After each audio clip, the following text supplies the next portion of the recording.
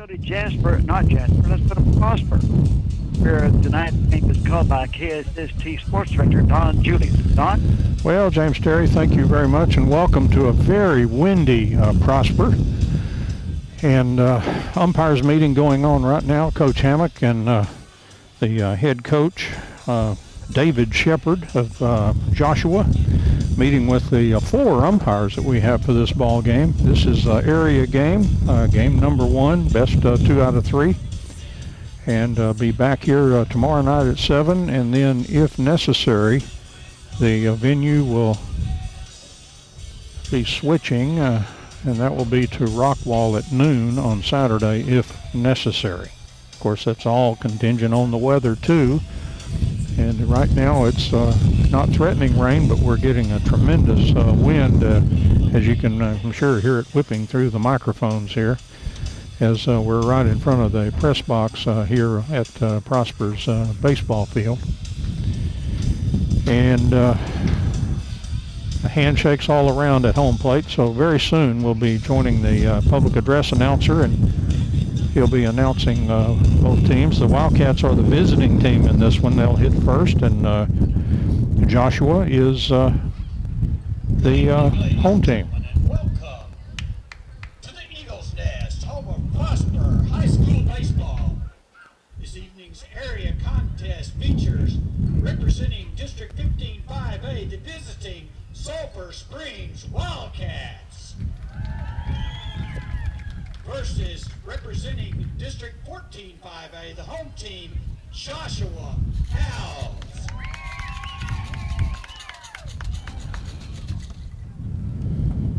And now the starting lineups for Sulphur Springs.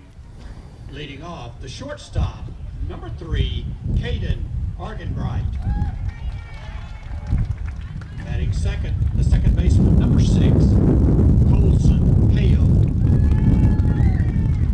Batting third at first base, number 4, Jackson Cheney.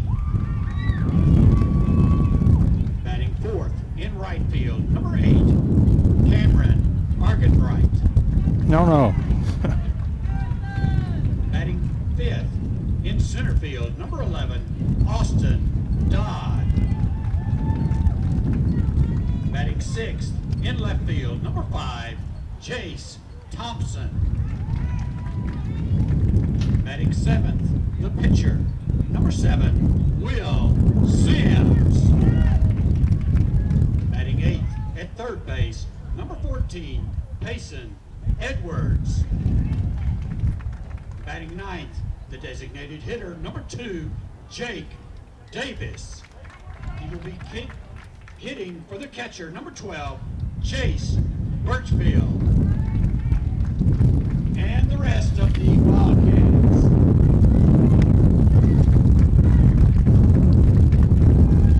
And now the lineup for the home team, Joshua Owls. Leading off at third base, number 8, Ethan Wood. Batting second, the first baseman, number 16, Cam Brister. Batting third, in center field, number 1, Breck Galbraith. Batting fourth, the pitcher, number 7, Matt Haley. Batting fifth, the shortstop, number 5, Andrew Bell. Batting sixth in left field, number 11, Blake Alexander. Batting seventh, the designated hitter, number 23, Lane Snow. Will be hitting for the catcher, number 2, Riley Waldron. Batting eighth in right field, number 17, Landon Guest. And batting ninth at second base, number 9, Parker Poole.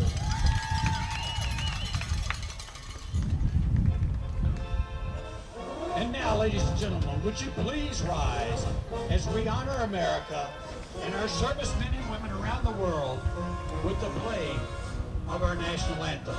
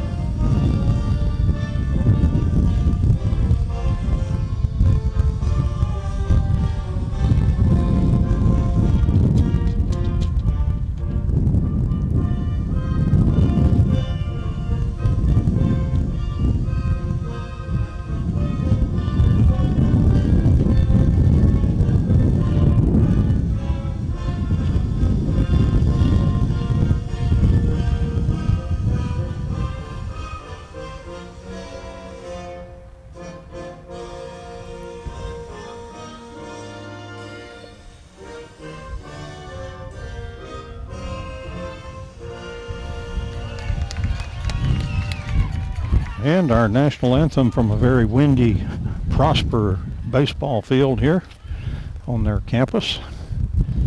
This is my first time to make a stop here. I'm sure we've been through here. Maybe. I'm not sure. It is kind of off the beaten path. So this is really the first time I've been to Prosper proper, I guess.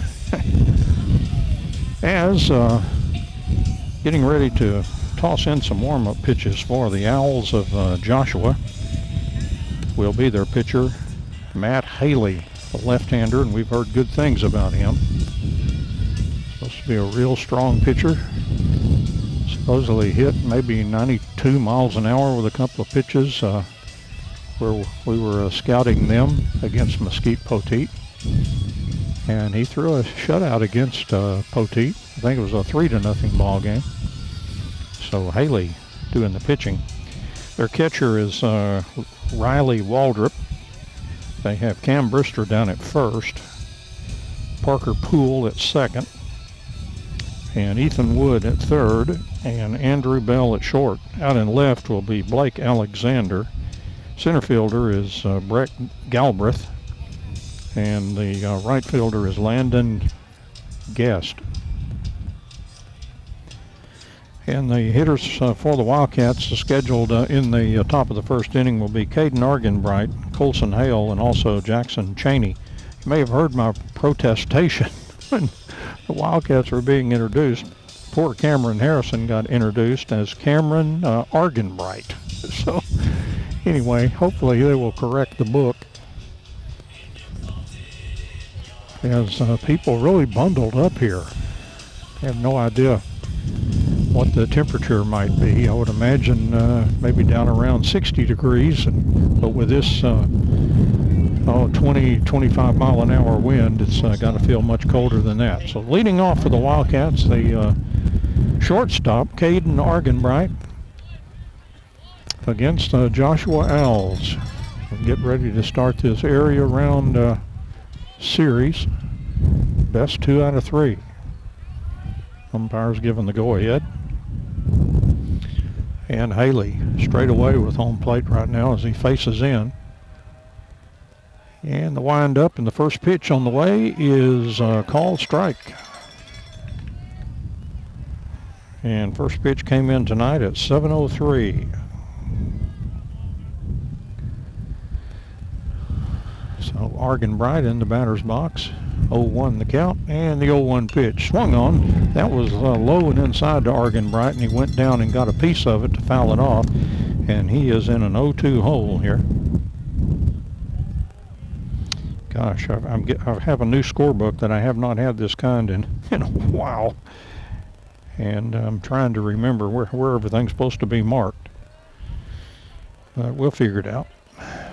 And Haley now with the 0-2 pitch. Big breaker. That was high and outside. 1 ball and 2 strikes. Caden Argenbright for the Wildcats leading off here in the top of the first inning. Beautiful all-turf field. Has a green monster out in between left center field and all the way to the foul pole. And the 1-2 pitch. Swung on and fouled off by Argenbright off to the left side. Count remains 1 ball and 2 strikes. Lots of green here. That's the Prosper color. Their big eagle out there seizing a baseball with the talons on that green monster. And the 1-2 pitch. Swung on and hit down to the first baseman. Feels it and runs over to the bag to tag the bag. And taking it unassisted there was Cam Brister for out number 1. So 1 up and 1 out. And that'll bring up Colson Hale. He'll hit from the right side. 1 out and nobody on here in the top of the first inning. They'll play Hale in just a little at third, around deep all off the other infield positions. First pitch from Haley, and that was off the plate outside for ball 1 to Colson Hale. Colson has a tendency to work a lot of walks. He has a good on-base percentage because he really earns those walks. And Haley 1-0 pitch call strike on the outside part of the plate. 1 ball and 1 strike to Colson Hale. Matt Haley, ticketed for New Mexico is what I heard.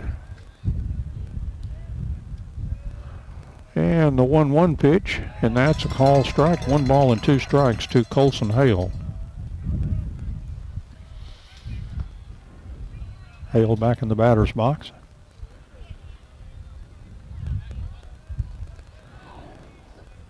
And Matt Haley ready to go. Here's the wind-up and the 1-2 pitch. Swung on, foul ball, back behind home plate. Scooped up by Jackson Cheney, who's in the on-deck area. And actually better than that, he's in the on-deck circle. Can actually say that.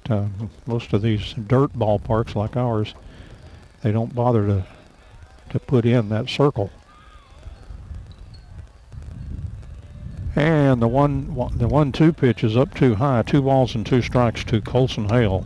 Again, Jackson Cheney is on deck as we play here in the top of the first inning.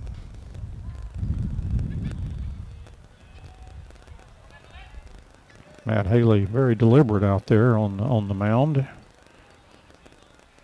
And ready to pitch 2-2, and that came in fast but too low, and the count goes full now to Colson Hale. 3 balls and 2 strikes. 1 out, nobody on. We're in the top of the first inning from Prosper.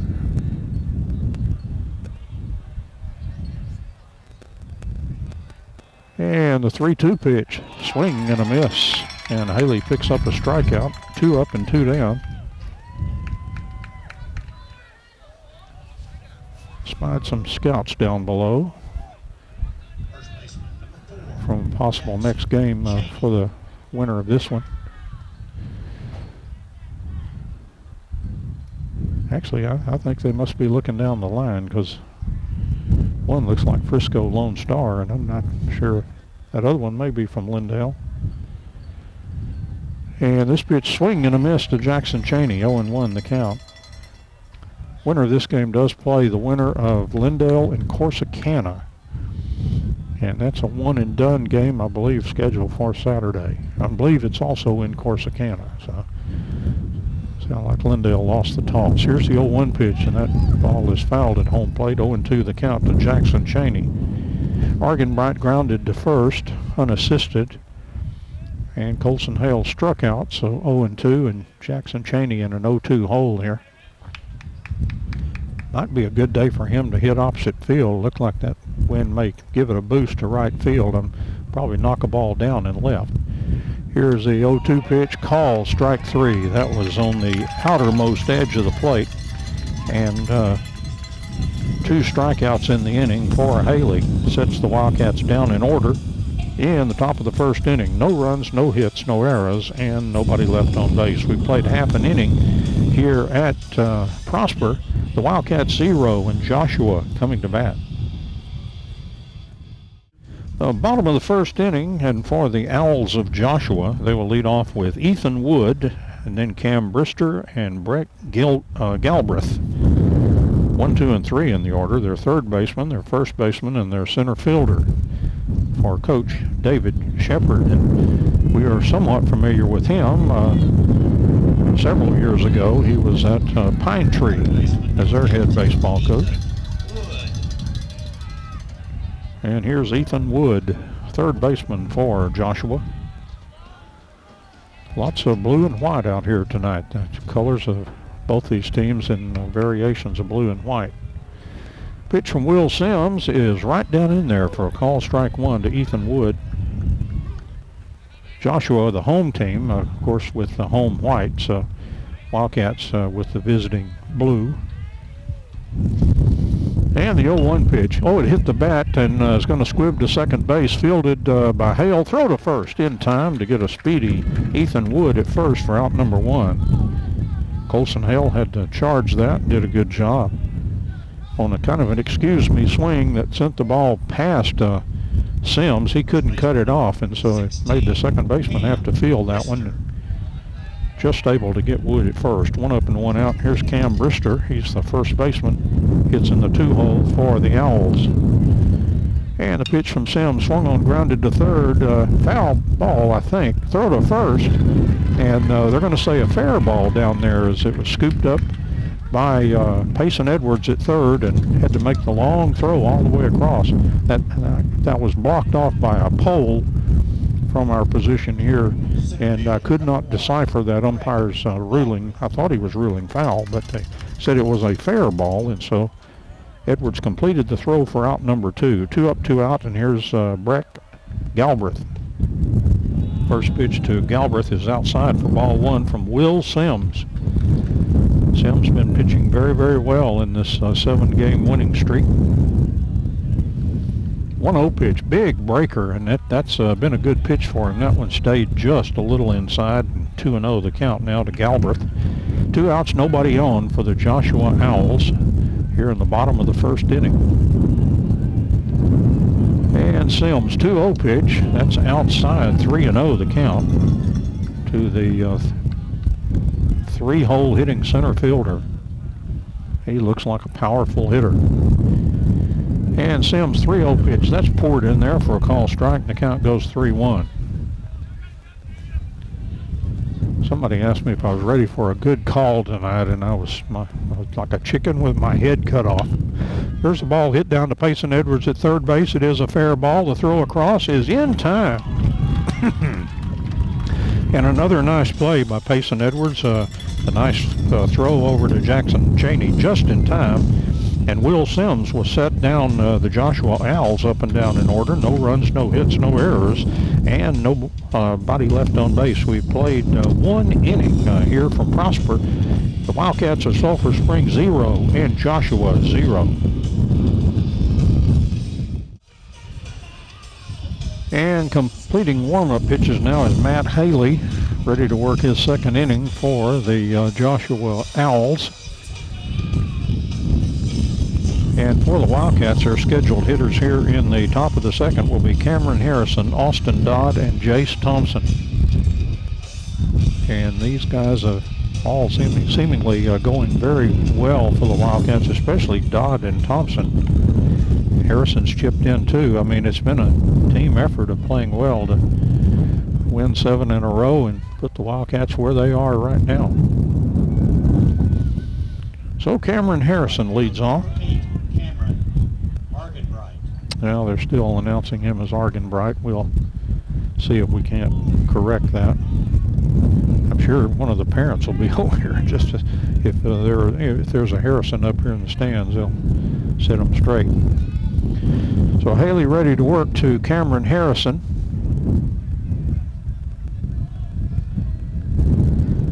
And again, Haley very deliberate. Now here's the first pitch, and it's high and inside to Cameron for ball 1. Harrison, Dodd, and Thompson here in the top of the second. A wind-blown Prosper. Haley holding those hands high, now into the windup, and the pitch is hit up the middle for a base hit for Cameron Harrison.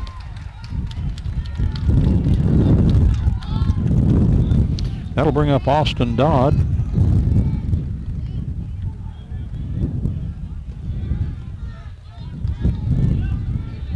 And here comes Dodd. He'll hit from the right side. We've talked about it before. Left-handed throwing center fielder. And right-handed batter. It's funny how that works. And Austin into the batter's box with speedy Cameron Harrison down at first, the first hit of the ball game. And Haley now from the stretch, and he'll throw to first. Harrison back in there. As Matt Haley with a toss at first. That was not the left-hander's good move, I do not believe. Another pole has, I can't even see Harrison out there on the field. And the pitch on the way is in there for a call strike to Austin Dodd. Strike 1, the count. With that runner on first and nobody out. Let's see if Coach Hammock is in a gambling mood today and maybe sends the runner, maybe tests that catcher, Waldrop, behind the plate for the Owls. Haley from the stretch. And the 0-1 pitch bunted at. Now Harrison is trapped off the base. He's running toward second to throw. They tag him out. I don't know. It must have been a bunt and run or something. And Harrison was way off first base, and like he was expecting Dodd to make contact. It must have been like a bunt and run play. But Harrison is thrown out on the base paths. So that's out number one. Erases the base runner now, and Austin Dodd with a 1-ball and 1-strike count. So Haley back to the windup now.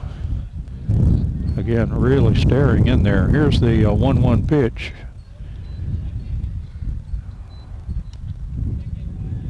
And that missed.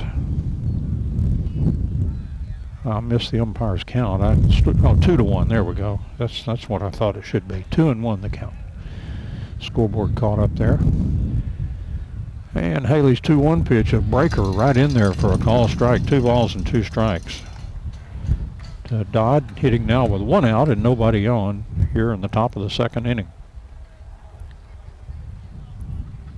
Joshua located between Burleson and Cleburne. Understand. Here's a 2-2 pitch, swung on, hit foul, back into the screen, and the count remains 2 balls and 2 strikes. Burleson, as you may well know, is just up the road from Fort Worth, so it is it is over there in the Metroplex, over closer to Fort Worth than any of DFW. 2-2 pitch, high and outside, count goes full now to Austin Dodd.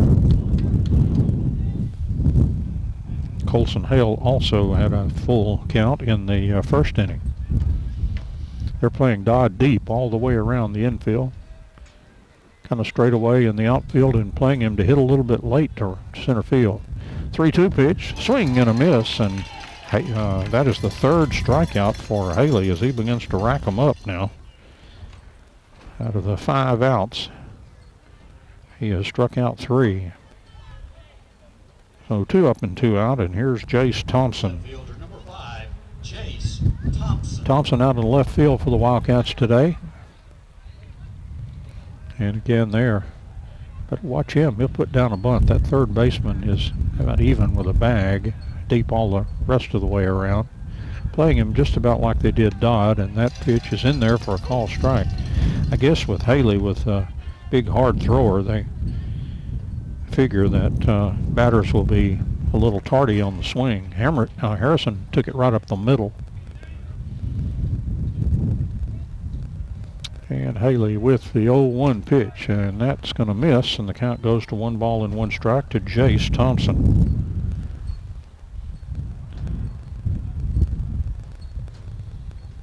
We're in the top of the 2nd inning, 0-0 our score.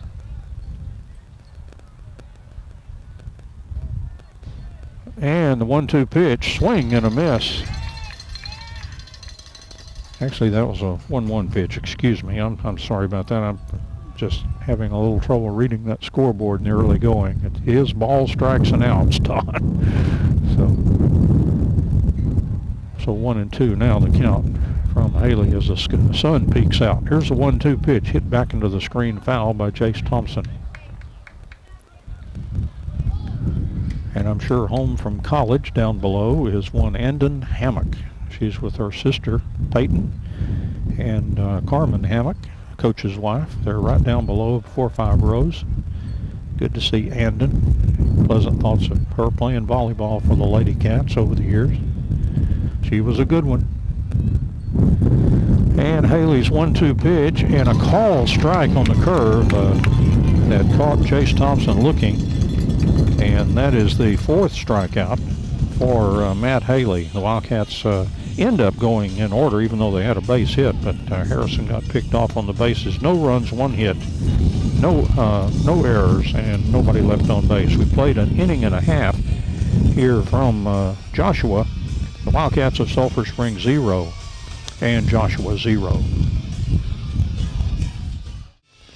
Well, I'm working on my merit badge as a Cub Scout, because you have to start with the Cubs. You can't just jump into the Boy Scouts. So actually I during that break, I was letting the PA announcer know that it is it is Caden Argenbright, but it is Cameron Harrison and not Cameron Argenbright for the Wildcats, hitting fourth and playing right field. So hopefully he will correct his book. I know most PA announcers take great pride in being accurate, and so we, it's just an honest mistake when you're copying something down sometime. Here's the pitcher now for the Joshua Owls. This is Matt Haley, and must be a good hitter too, hitting in that 4 spot. So a good hitting pitcher. First pitch to Haley is in there for a call strike from Will Sims.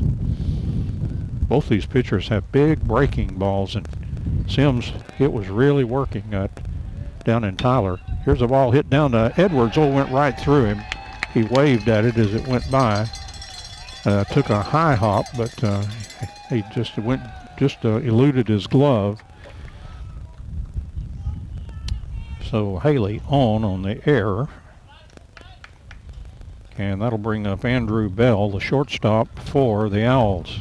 He is a big fella too, and they will now bring out a pinch runner. See who they choose. He's a tall fella too. My goodness, a tall one. And that runner is, I've got subs scattered. Let's see if I can find a number 3 here. Gosh, I have subs scattered all over the place. Oh, that is Gio Colomia running down at first. So Colomia at first to throw over there, and he got back in. So Colomia running for Haley, who was on the air.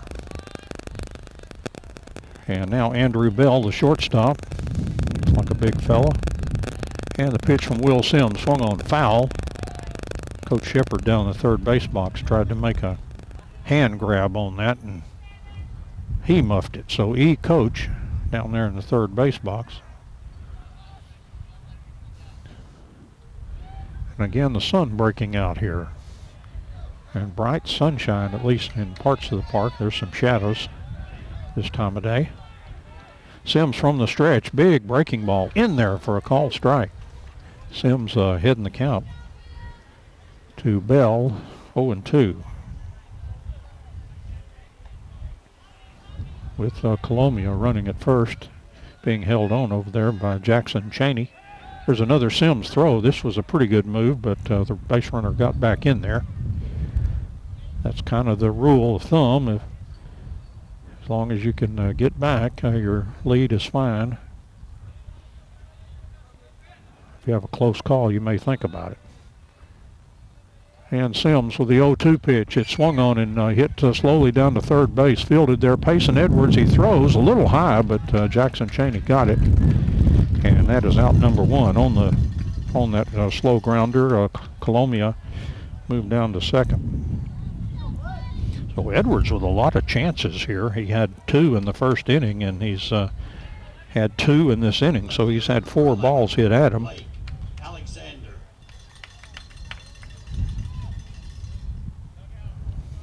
And here's Blake Alexander, the left fielder. Runner at second with 1 out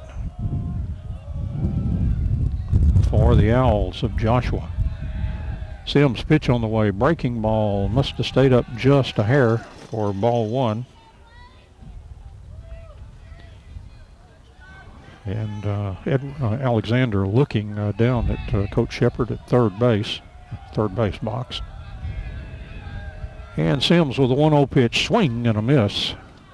Count 1 ball and 1 strike. Sims working now with that runner in scoring position for Joshua at second base with just 1 out. Sims from the stretch looking back at second. And the 1-1 pitch. That came inside, 2 balls and 1 strike. Close pitch inside, but too much inside.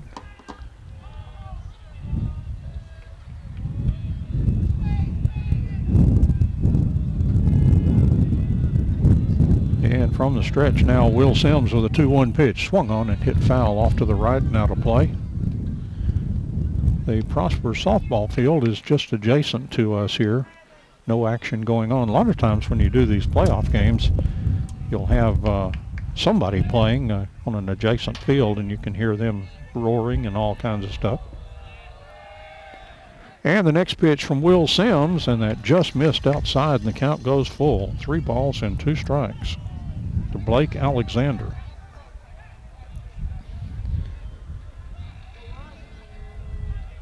And again, Colombia running down at second with 1 out. Sims looking back, and the 3-2 pitch is swung on and grounded to Argenbright at short. He'll go to third base. They got him at third. Argenbright got the lead runner. It would have been a tough play to get that runner at first, and so Argy threw to third to get the lead runner, Colombia. And so that is out number 2. And now the runner is at first base on the fielder's choice. The designated hitter, number 23, Lane Snow. Here's Lane Snow. He's a designated hitter for the Owls. I think about the Owls. You got the Garland Owls in high school, and teams like the Temple Owls and the Rice Owls. Probably the most well-known to me. Here's the pitch from Will Sims, swung on and hit up the middle. Argenbright will have it right on the base, and he touched the base to get the force, and that'll do it for Joshua. No runs. They had no hits, or 1 Wildcat error, and 1 runner left on base. We've played 2 complete innings now from Prosper. Sulphur Springs Wildcats 0 and Joshua 0. Boy, this has the look a little bit of a soccer crowd. There's a lot of people bundled up here. But of course, soccer would demand that it be at least about 30 degrees colder. They're the hardiest fans that I know of. They go to great lengths to see their kids and grandkids play. They can stand those cold games at the Prim and on the road, tournaments, all kinds of stuff. Will Sims, Payson Edwards, and Jake Davis scheduled to hit here in the top of the 3rd inning for the Wildcats. No runs and 1 hit for them. And for Joshua, no runs and no hits after 2 innings. The Wildcats have also committed an error, which they worked around in that 2nd inning. And here's Sims in the winning streak. He's had a lot of big hits for the Wildcats. And the pitch to Will is in there for a call strike as Haley just continues to pour the ball into the strike zone. Continues to throw strikes up there for the most part. He's had a couple of 3-ball counts, but battled through those. Haley with the 0-1 pitch that swung on and hit high in the air on the infield. It's the second baseman coming in and makes the catch. You wonder if that ball up in this wind, it's bound to be an adventure, but second baseman did a good job that time of handling that one. That was Parker Poole. Reminds me of Bumper Poole that played at Lovejoy. Not baseball, I think, a football player now at the University of Arkansas, as far as I know. So that's out number 1. And here's Payson Edwards in the 8th spot for the Wildcats. Nobody on and 1 out here in the top of the 3rd inning. Pitch to Payson, and that was inside for ball 1. Payson at third base today, with Sims pitching, who normally plays third. And that allows Jackson Chaney to be at his regular position at first base. Jackson has played some third in the past. Here's a pitch on the way and high and outside. 2-0 the count to Payson Edwards. Doug and I got the scenic trip to the ballpark tonight as we kind of toured the area trying to find Prosper High School. I think the road forked at one point, and I didn't fork. Here's a 2-0 pitch, swing and a miss, 2-1 the count.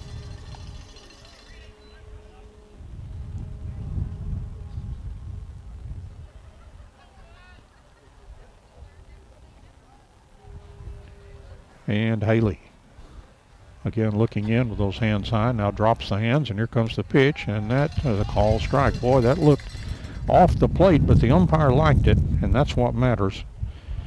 2 balls and 2 strikes. I'm sitting fairly close to right behind home plate, but again, he would be much closer than me. And the 2-2 pitch. That was just off the plate. That was very close.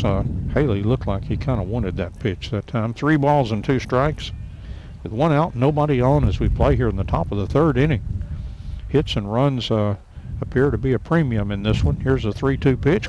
Call, strike 3, and Payson Edwards goes down on strikes taking.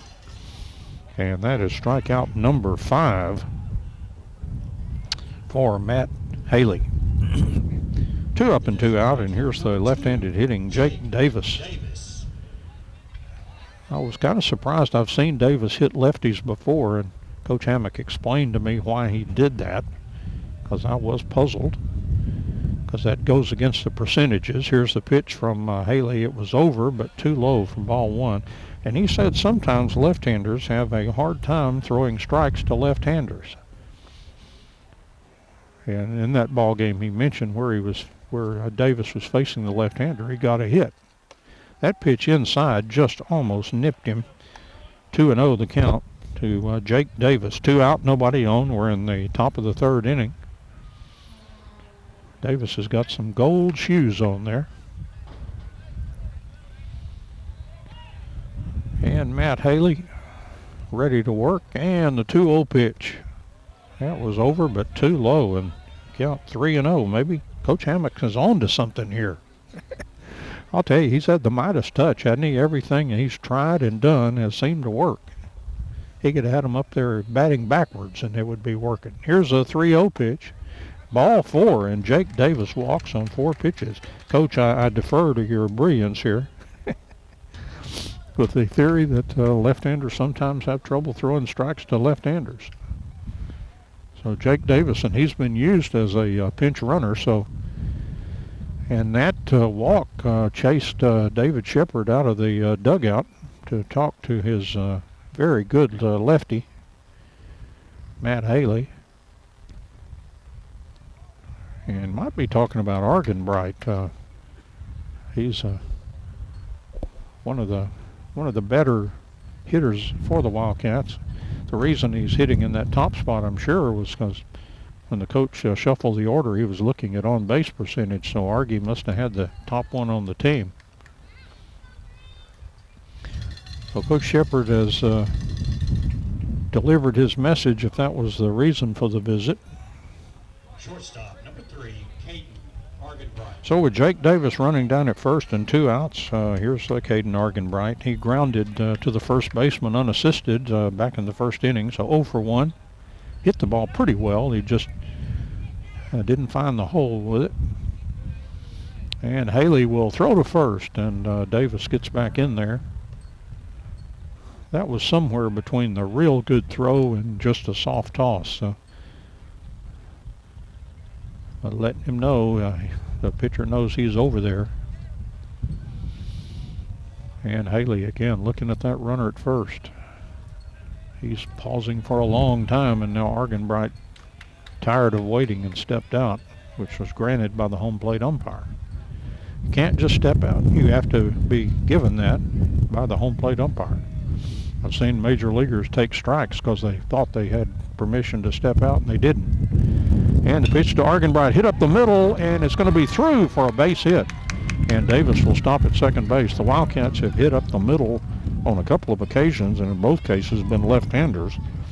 And they've hit the ball in through for a base hit. That one just got by the second baseman, as it was not hit quite as strong as Harrison's. So with 2 out now, the Wildcats beginning to bubble a little bit, boil the water. Have a runner at second and first with a walk and a single. Jake Davis at second, and Argenbright at first. And here's Colson Hale. And Haley from the stretch. And the pitch to Colson is in there for a call strike. Bruce Silman coaching down at first. Jared Hammock at third. In his 14th season with the Wildcats. How do I know? This is my 14th year covering the Wildcats. Here's a pitch swung on and hit back into the screen by Colson Hale. He is in a 0-2 hole here. He struck out in the first, 0 for 1 in the ball game.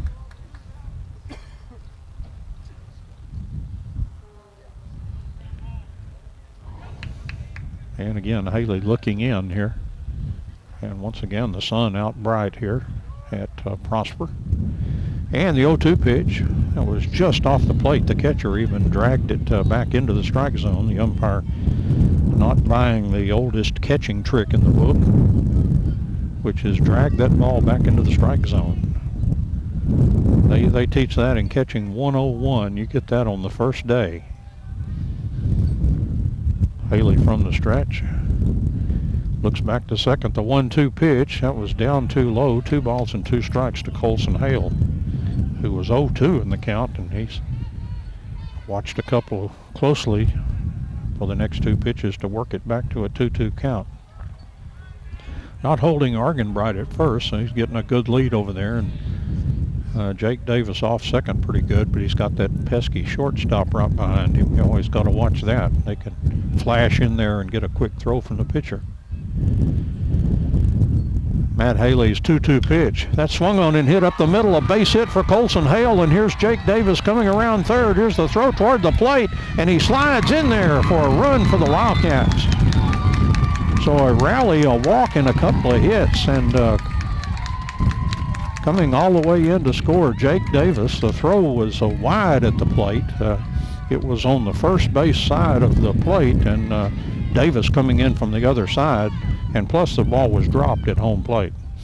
So an RBI single for Colson Hale, and a 2-out rally for the Wildcats. On the throw to the plate, by the way, Arkenbright moved all the way to third. And again, Jake Davis scored the run for the Wildcats. And here's Jackson Cheney. Wildcats have had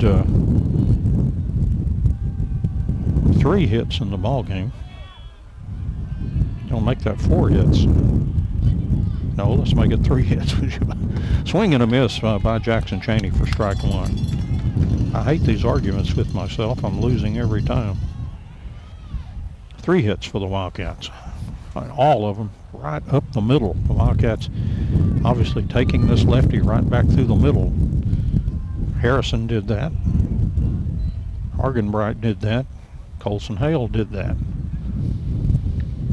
So runners at first and third.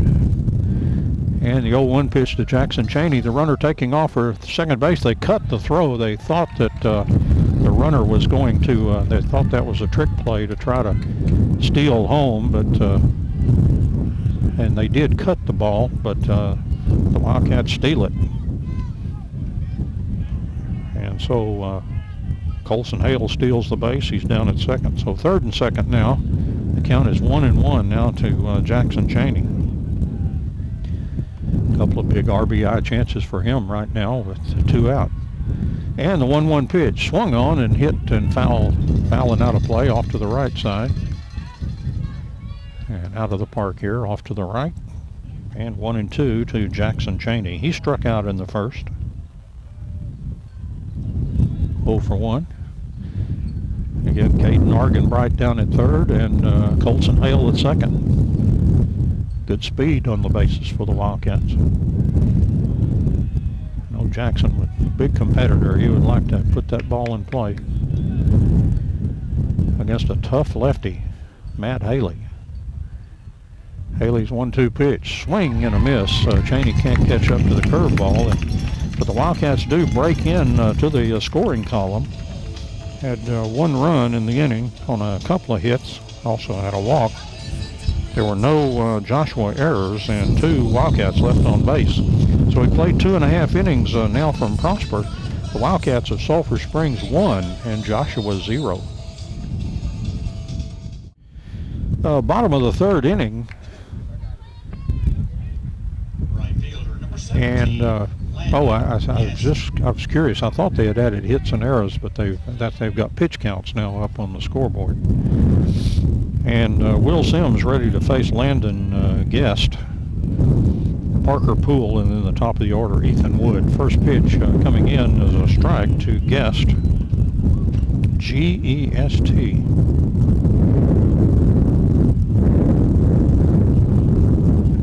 And he is the right fielder for the Owls. There's a ball hit one hop to a second baseman, fielded, throw to first in time by Colson Hale there. And that's out number one on 2 pitches, and that'll bring up the second baseman, Parker Poole. Number 9, Parker Poole. He's a left-handed hitter. 1 out, nobody on here in the bottom of the third. Wildcats leading 1-0. And the pitch from Will Sims, that is just, a call strike on the outside part of the plate. Have to get used to this umpire's strike call as he kind of points over to that dugout where the 0-1 pitch that did not break enough for Sims. 1 ball and 1 strike. So far he's not had quite the success that he had in Mike Carter Field to throw in that curve. Here's a 1-1 pitch, swung on and hit foul off to the left side. Out of play, and the count goes to 1-2 to Parker Poole. Wildcats playing him deep.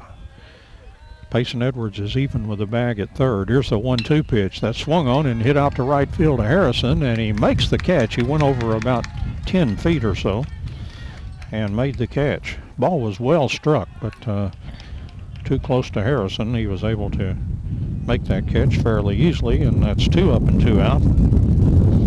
And that'll bring up Ethan Wood. He grounded the ball to second baseman Colson Hale in the first inning. He's 0 for 1. He was second pitch hitting. He hit the second pitch he saw from Will Sims. Sims with the pitch, breaking ball, call strike on the outside part of the plate. Cam Brister is on deck for the Owls if they get that far. They have 2 out, nobody on as we play here in the bottom of the third. Sims, the 0-1 pitch, that was a good one, call strike 2. So David McKeag is here. He's all bundled up over there. And the 0-2 pitch is swung on a 1-hopper back to Will Sims. He runs toward first and throws underhanded over to Jackson Cheney. And that's going to do it for the Owls of Joshua.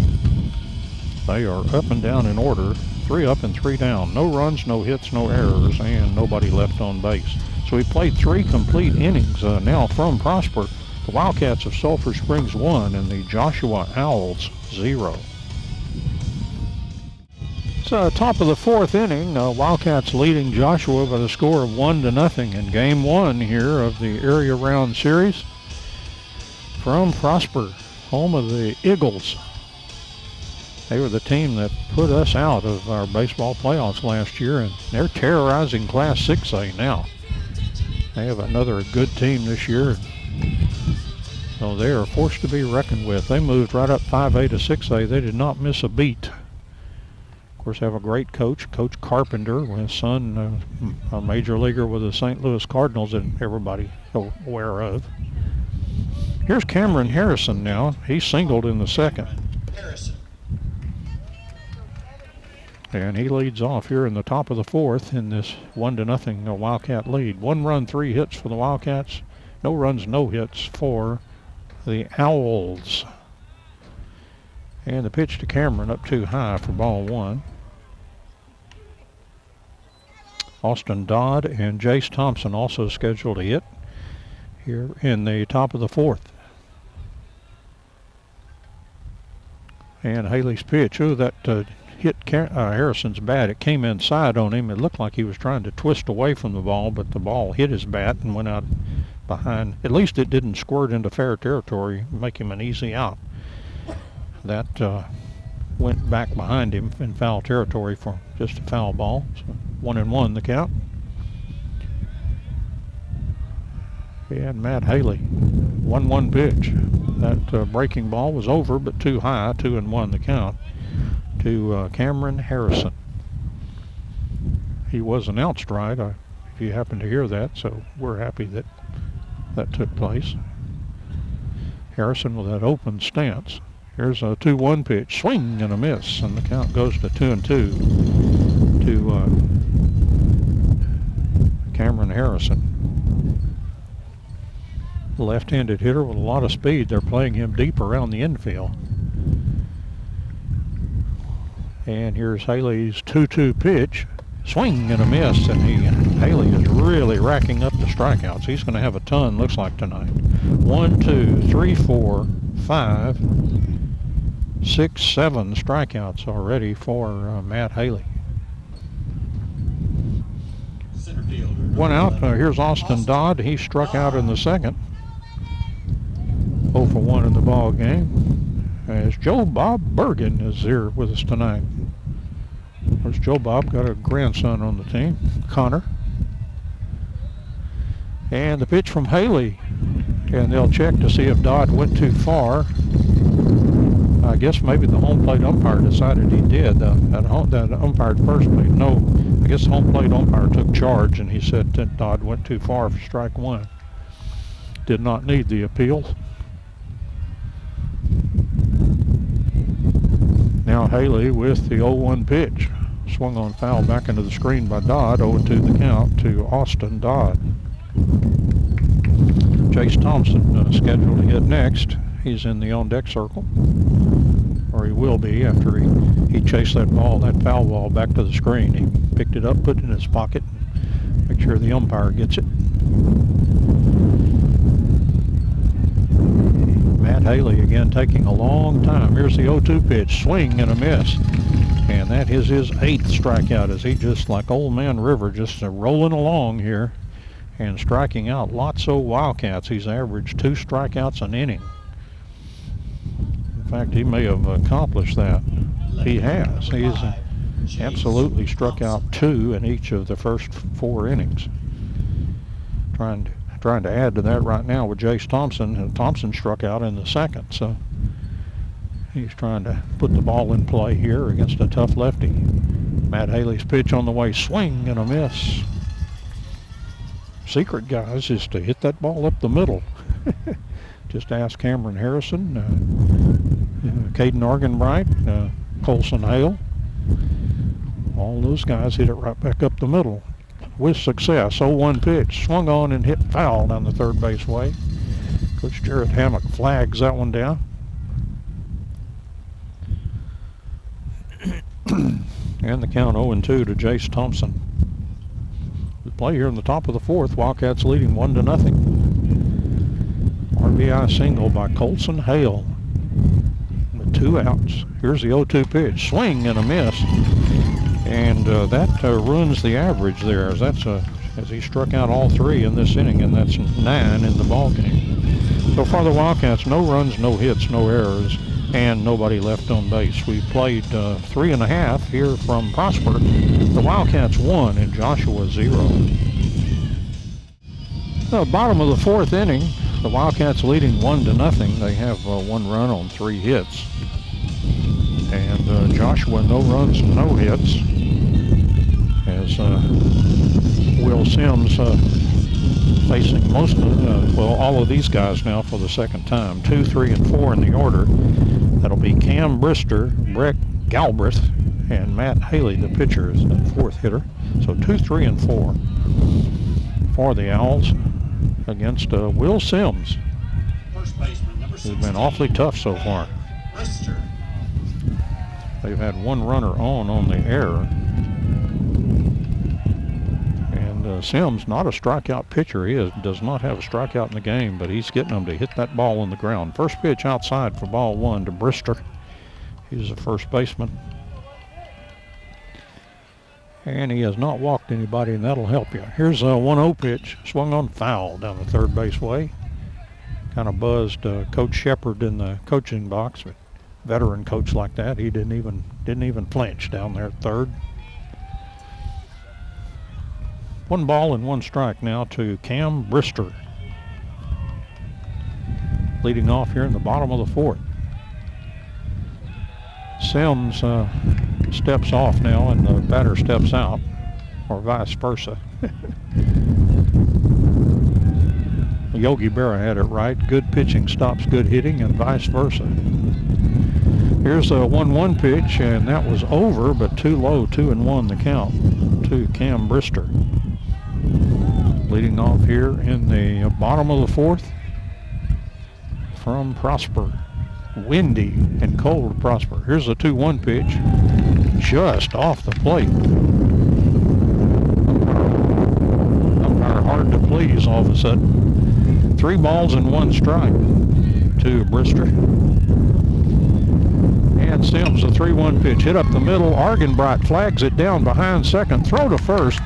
Jackson Chaney scoops it out of, I wouldn't say the dirt, but off the artificial turf.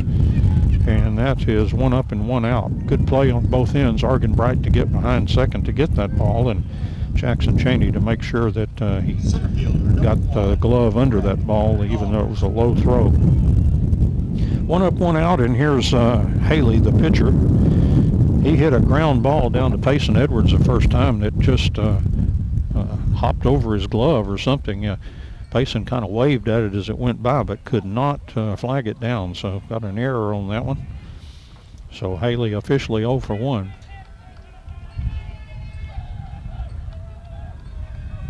And this does not, wait a minute. This is Galbraith. Oh, this is Galbraith. This is not Haley. This is, I put that 6-3 in the wrong spot. I can't be trusted to score a game anymore. Here's a ball hit to left field. That'll be in there. And all the way up against the wall. Chased down there by Jace Thompson, and steaming into second with a double. And the first hit for the Owls in the ball game is Breck Galbraith, as he hit it right down the line off Will Sims. His first time up, he grounded to third, so he's now 1 out of 2. So runner at second with 1 out, and that'll bring up Matt Haney, as the Owls have busted up the no-hitter here in the bottom of the 4th inning. Again, Haley on the air. I could tell by looking at that batter that was not the pitcher, as that Galbraith is solidly built. And the pitch is swung on and popped up. Jackson Chaney over in foul territory, continuing to move over and makes the catch. And now he'll run that ball back in to make sure that runner stays at second. So Haley, first pitch hitting, popping and fouling out to Jackson Chaney for out number 2. And that'll bring up Andrew Bell. He grounded to third, down to Payson Edwards. So he is 0 for 1. The Owls with that tying run at second base and 2 out. And again, Bell grounded out to third first time. Sims looks back at second. And the pitch on the way. Big breaking ball in there for a called strike. He got that big breaker in there. He really can control that thing. As a very nice curve. Haley also has a nice curveball. And Sims, the 0-1 pitch. That's up too high. 1 ball and 1 strike. Again, the Wildcats have a couple of outs here, but they have the tying run down at second, as Galbraith hit a double down the left field line that bounced up against the wall. And he easily cruised into second. Will Sims, 1-1 pitch. Big breaker. Oh, my. That looked good, but the umpire did not like it. I guess he maybe say on the inside part of the plate, perhaps. And 2-1 the count.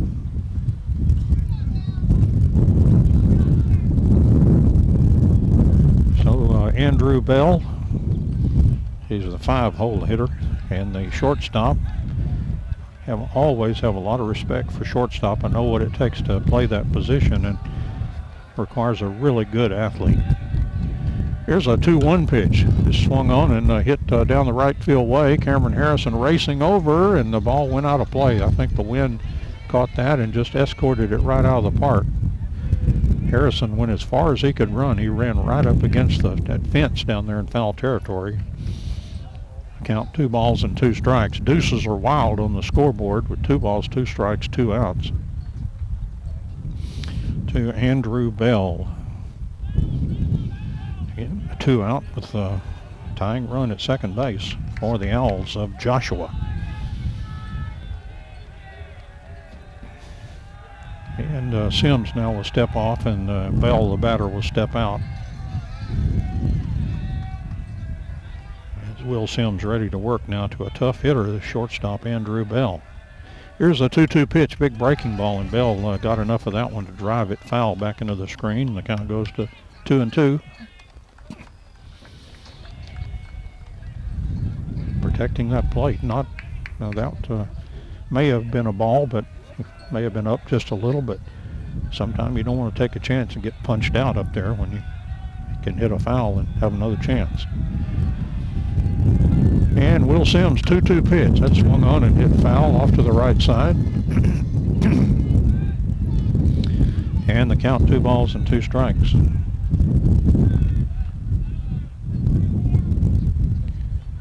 And Andrew Bell back in there from the right side.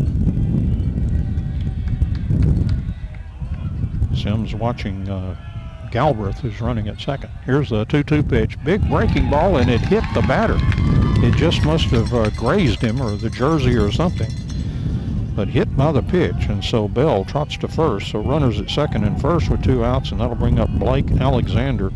He had a ground ball to Argenbright at short, and Argy went for the lead runner that was in front of him heading to third, and he threw the ball over to Tayson Edwards, who applied the tag. He would have had a tough play trying to throw to first. So let's see, here's Alexander now up there against Will Sims. The first pitch outside for ball 1. Chase Birchfield doing the catching for the Wildcats. He has been during this winning streak. And he's done a good job of throwing runners out on the bases. Sims from the stretch. And the 1-0 pitch. That swung on and hit out to right field. That's a base hit. Cameron Harrison coming up with it. Here comes the runner. Here comes Harrison's throw. It will not be in time. And Joshua has tied the ball game with an RBI single by Blake Alexander. So a double, a hit batter, and then the single for the RBI to tie it at 1.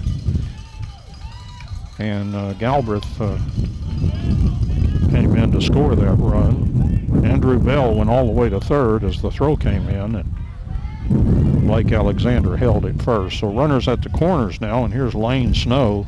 The designated hitter, number 23, Lane Snow. He was on the fielder's choice first time up, 0 for 1. Runners at the corners. We're tied 1-1. 1 run and 2 hits for Joshua. 1 run, 3 hits for the Wildcats. And Sims pitch on the way, and that's inside, ball 1 to Lane Snow. Again, those runners at the corners.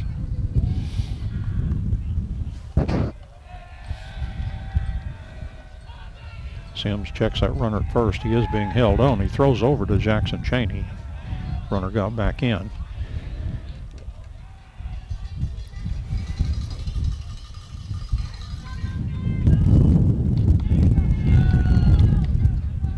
And Sims from the stretch. And the 1-0 pitch. And that's off the plate, 2-0. Boy, the umpire's been tough to please in this inning. He's really kind of tightened the strike zone, seems like, here in this bottom of the 4th. Pitches that may have been just off the plate, calling strikes, and not in this inning. It's had to be a pretty good pitch to get a strike. From the stretch, here's the 2-0 pitch. Swing and a miss by Snow, and the count goes to 2-1. Wildcats won and Joshua won. Wildcats scored in the top of the 3rd, and Joshua tallying a run here in the bottom of the 4th to tie it up. And Will Sims trying to get out of a jam here. Here's a 2-1 pitch, big breaking ball. Here's a throw to second base, and he is out at second base. Once again, Jace Birchfield guns out the runner, trying to steal on the Wildcats.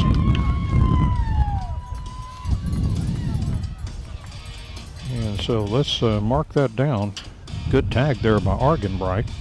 But Joshua does get on the scoreboard with a run as they score 1. They had 2 hits.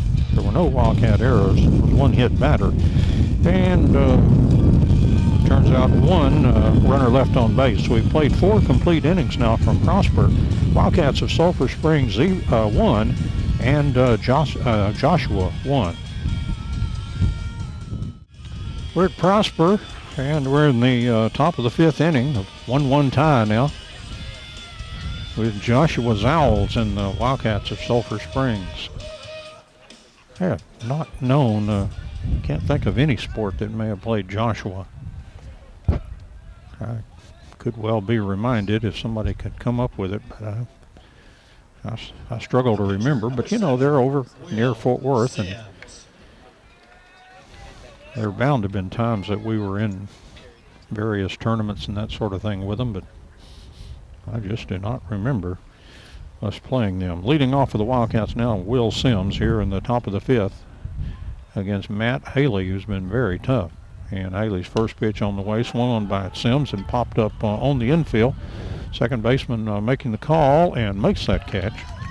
So far they've had a couple of pop-ups, and that second baseman has handled them both flawlessly, despite some pretty stiff breeze up there tonight. As those flags out there are whipping around pretty good, probably I'd say 15 to 20 miles per hour perhaps. And 1 up and 1 out. Here's Payson Edwards. He struck out in the 3rd, 0 for 1 in the ball game. And Matt Haley's pitch on the way, and that is in there for a call strike. And Jake Davis is on deck. Jake, the designated hitter for this ball game. Again, Haley takes his time. Here's the 0-1 pitch, and down too low. 1 ball and 1 strike. Looked like he's really tried to uncork a couple of fastballs, and he has not been accurate with those ones. It looked like he's trying to really throw them hard. But he's throwing hard enough. And now the catcher will trot out there. That is Riley Waldrop, catcher for the Owls.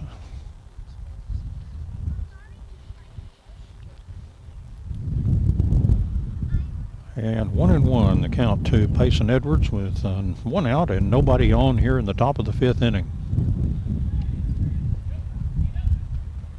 And again, Haley taking a long time. Here's a 1-1 pitch, and that one misses outside. 2 balls and 1 strike.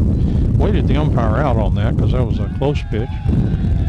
Wasn't sure whether he was going to like it or not, but did not, and it's 2-1.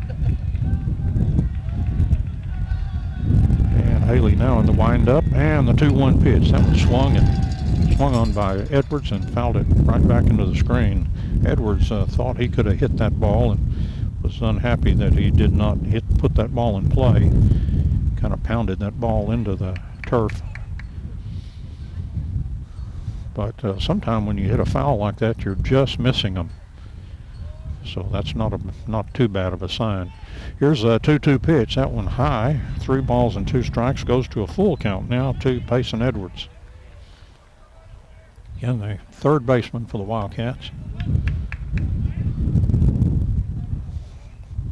Steps back in from the right side. His foot right back there against the edge of that batter's box.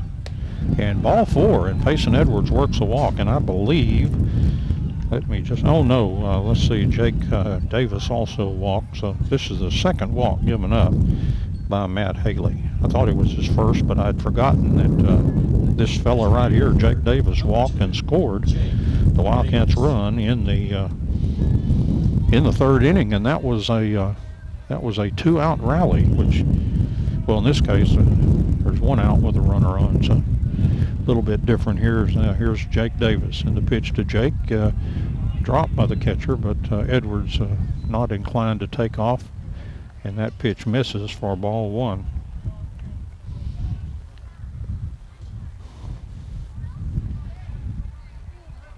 Remember when we had Jake Dugan, he was Jake the Snake. I have not heard Jake Davis referred to in such a fashion. And the 1-0 pitch, high and outside, 2-ball count. Not sure his parents would approve.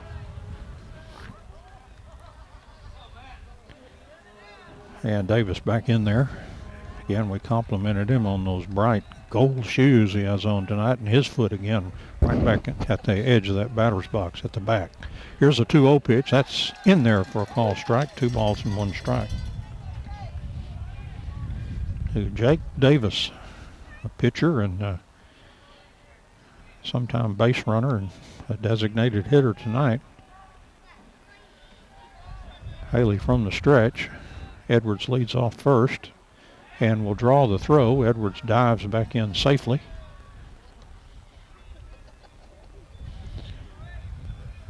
Looks like Haley is throwing 72 pitches as he pitches here in the 5th inning.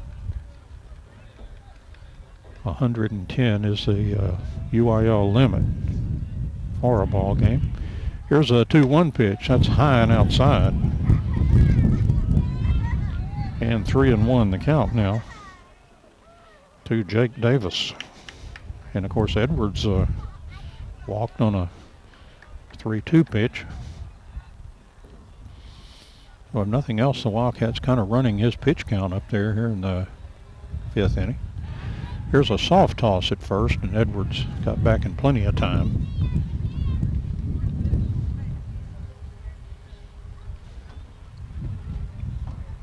Sometimes the pitcher just likes that runner to keep diving back into first, kind of wear out those legs a little bit.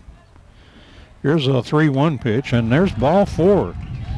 Well, Davis has had a couple of walks. See, I yield to the brilliance of Coach Hammock. He was telling me his philosophy for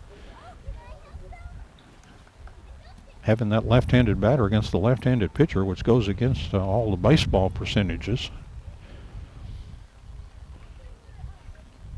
So after 1 out, a pair of walks, and here's Caden Argenbright. He's 1 for 2, grounded the ball to first, and then singled up the middle. Argie, a really good hitter. And RBI, Colson Hale on deck. He's got the Wildcats RBI tonight. And I know, Shepard came out the last time Argenbright hit. I think he probably remembers or has scouted these Wildcats enough to know that Argenbright is indeed one of the best Wildcat hitters, if not, some may argue, the best. So here's Argenbright with a runner at first and second, and 1 out in a 1-1 ball game here in the top of the 5th inning. Matt Haley, a tough lefty out there, and stingy with the base hits, allowed 3. And the pitch to Argenbright up too high, and Haley all of a sudden really struggling to find the strike zone.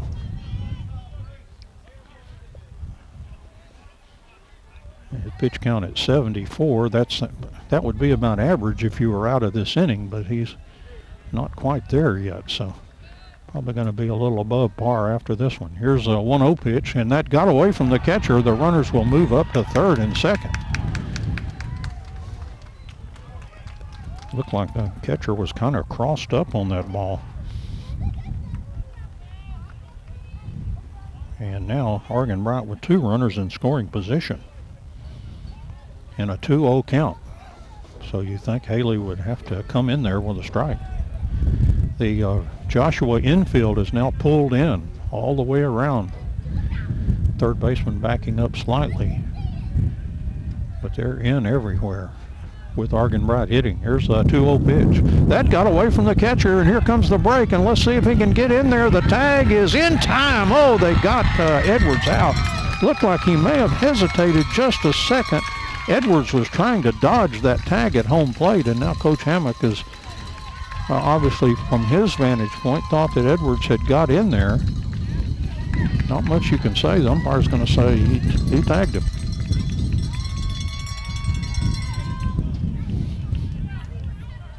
But looked like kind of a delayed start, and the ball did not get all that far away from home plate. Catcher pounced on it and threw to the pitcher covering in time. So a second out for the Wildcats. And now Davis at third. Argenbright with a 3-0 count as he's on the verge of walking here. It would be the 3rd straight walk in the inning. And now Haley got to be careful, don't want to balk out there. He stepped off and now he's ready to go. And the 3-0 pitch, that's high and outside. That almost looked like an intentional walk there. So the Wildcats have walked the bases full here in the inning, but they did have the runner thrown out trying to score on the pass ball. And let's see if Colson Hale can deliver again for the Wildcats. I tell you, they've made it a little bit tougher on him. That shortstop is over playing a lot more up the middle, but I've seen Colson hit a lot of balls to left, but maybe not against a flamethrower like this Haley. So Davis, a good speedy runner at third. Argenbright at first, a good smart base runner. And Colson Hale, who struck out in single, had the RBI single for the Wildcats, and now Colson will step out on Haley. With runners at first and third and 2 out here. Wildcats threatening in the top of the 5th inning without a hit. They've had 3 walks. Pitch to Colson Hale, down too low for ball 1 as Haley just continues to have a terrible time trying to find the strike zone.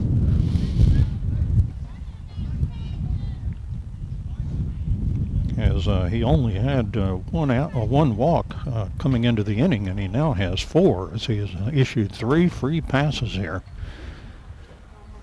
But he has been hard to hit. And now from the stretch. And the 1-0 pitch swung on by Hale and hit foul back into the screen. 1 ball and 1 strike. Again, they play defensively, well, with this pitcher throwing just about everybody the same. Now they're back on the infield with 2 out, and the outfielders are straight away and left and right, and the center fielder over into right field just a little, playing the batters to hit this pitcher a little late out to center field. And the 1-1 pitch missed outside, 2-1 the count to Colson Hale. That was a fairly close pitch on the outside part of the plate. And the pitch count now up to 81 as we play here in the top of the 5th inning. From the stretch, and the 2-1 pitch swung on and hit foul out of play. And the count 2 balls and 2 strikes to Colson Hale. Haven't seen Corey Hale out here shivering with us tonight. He may be on duty working tonight. He is. He's probably within earshot of a radio. Here's a 2-2 pitch. It swung on and hit foul down the first base way, and it's going to be out of play. Again, that wind is really ushering everything even close up over the fence. It's hit down the first base and right field way. Count remains 2 balls and 2 strikes. Wildcats 1, Joshua 1, as we play here in the top of the 5th. Wildcats with runners at second and third. And the 2-2 pitch just missed off the outside part of the plate, and the count goes full to Colson Hale.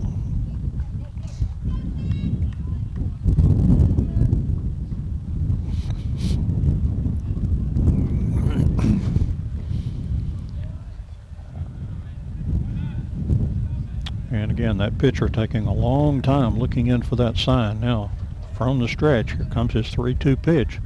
3-2-0 is misses. Now, very close pitch there, and the bases are loaded, and that is the 4th walk in the inning. Bases loaded full of Wildcats, and here's Jackson Cheney. He has struck out twice, once in the first, once in the third. But a good hitter that strikes out like that, I always say he is due. And Jackson Cheney, see if he can make something happen now with the bases loaded and 2 out. Wildcats at every base here. Haley from the stretch. And the pitch on the way. High and outside, ball 1 to Jackson Cheney. My goodness.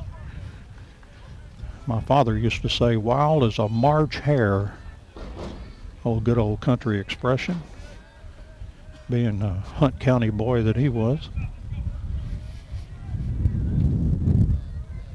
And from the stretch. And the 1-0 pitch, swung on, hit foul, out of play, off to the right side. 1 ball and 1 strike to Jackson Cheney.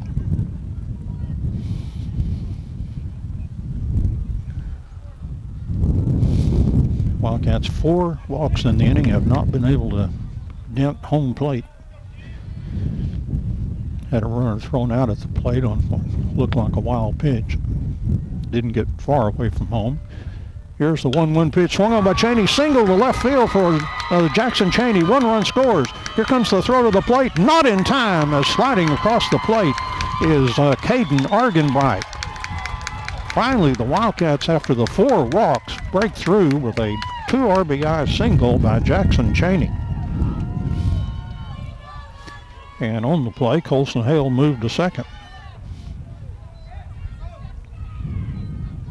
as Argenbright and also Jake Davis came around to score for the Wildcats to make it a 3-1 ball game.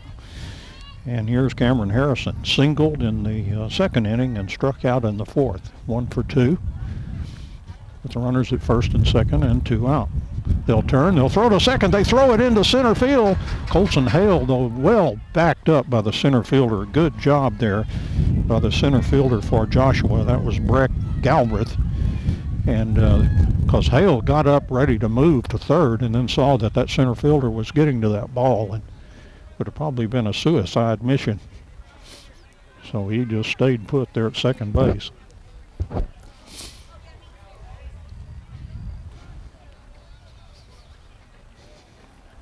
And so Haley now from the stretch, ready to pitch to Cameron Harrison. That's high and outside. Boy, that catcher stood up. That almost looked like a pitch out. That was up so high. 1-0 the count. Even the best ones have times when they struggle with control sometimes. And Haley really struggling in this inning. And the 1-0 pitch, way outside. Catcher did a good job, and now here comes Shepard to the mound, and let's see, he may make a move here, because all of a sudden his pitcher is just really out of the strike zone. And 4 walks in the inning and 2-0 on the batter. And we're going to have a pitching change, James, so let's take a break here, and we'll come back and tell you about the pitching change, as that's all for Haley, as he just a fit of wildness here in the top of the 5th. Back in a moment. All right, we've got the pitcher spied for Joshua, and he's going to be Andrew Bell, who is also the shortstop.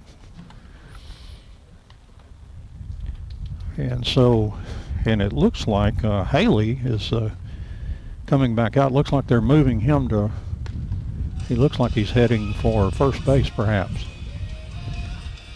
Corey Hale is here. He is shivering with us. Somebody told him we were talking about him, I guess, or maybe he was on his way to the game. Every time I say something about him, he hears it.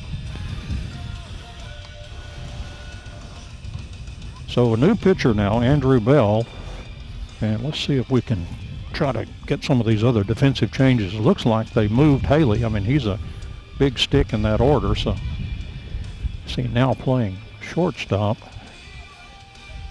You can read that first number. Oh, get out of the way of the umpire. There you go. Okay. So now number 8 is playing at shortstop. And let's see. That would be somebody that's already in the ball game. Oh, that's Ethan Wood, who was at third base. So now let's see who's at third base. So Wood has moved over, and now at third is going to be, that's somebody else that was already in the ball game. They're just, okay, Cam Brewster has gone from first to third, and Andrew Bell has gone from short to pitcher. The pitcher, Haley, has gone to first. And we mentioned the first baseman to third. And that new shortstop, let's see, is Ethan Wood, who was the third baseman. So fruit basket turnover here. Right field, 8, Cameron Harrison. And Cameron Harrison now hitting. And he'll have that 2-0 count will be left over there. And I wish I knew the rules if he happens to walk, who would be responsible, either the pitcher that left the 2-0 count or this new guy, Andrew Bell. Maybe that won't be an issue. Bell's first pitch down too low for ball 1. So the Wildcats have gotten into the Joshua bullpen. 3-0 now the count. Looks like maybe confronted with that dilemma. I would imagine you might give that to the starting pitcher. Here's a 3-0 pitch. That is in there for a call strike. 3-1 the pitch, or count now, for Andrew Bell. Came in from shortstop and now pitching for Joshua's Owls. The Wildcats leading 3-1. They've scored twice here on a big single by Jackson Cheney. Cameron Harrison trying to get a base knock, swung on and hit foul. Had caught somebody at home plate, maybe the catcher. He's walking out there to talk to the pitcher, and a lot of times they do that to kind of recoup. And they'll even do that for the umpire. There's a great synergy between umpire and catcher. And a lot of times they will watch out for each other. And if the umpire takes a hit, you might see the catcher trot out to talk to the pitcher when he really doesn't have anything to say. He's just helping the umpire there. 3 balls and 2 strikes on Harrison. Again, 2 outs for the Wildcats, runners at second and first, and they have 2 runs in the inning. And from the stretch, and now Bell wheels and looks at Colson Hale at second.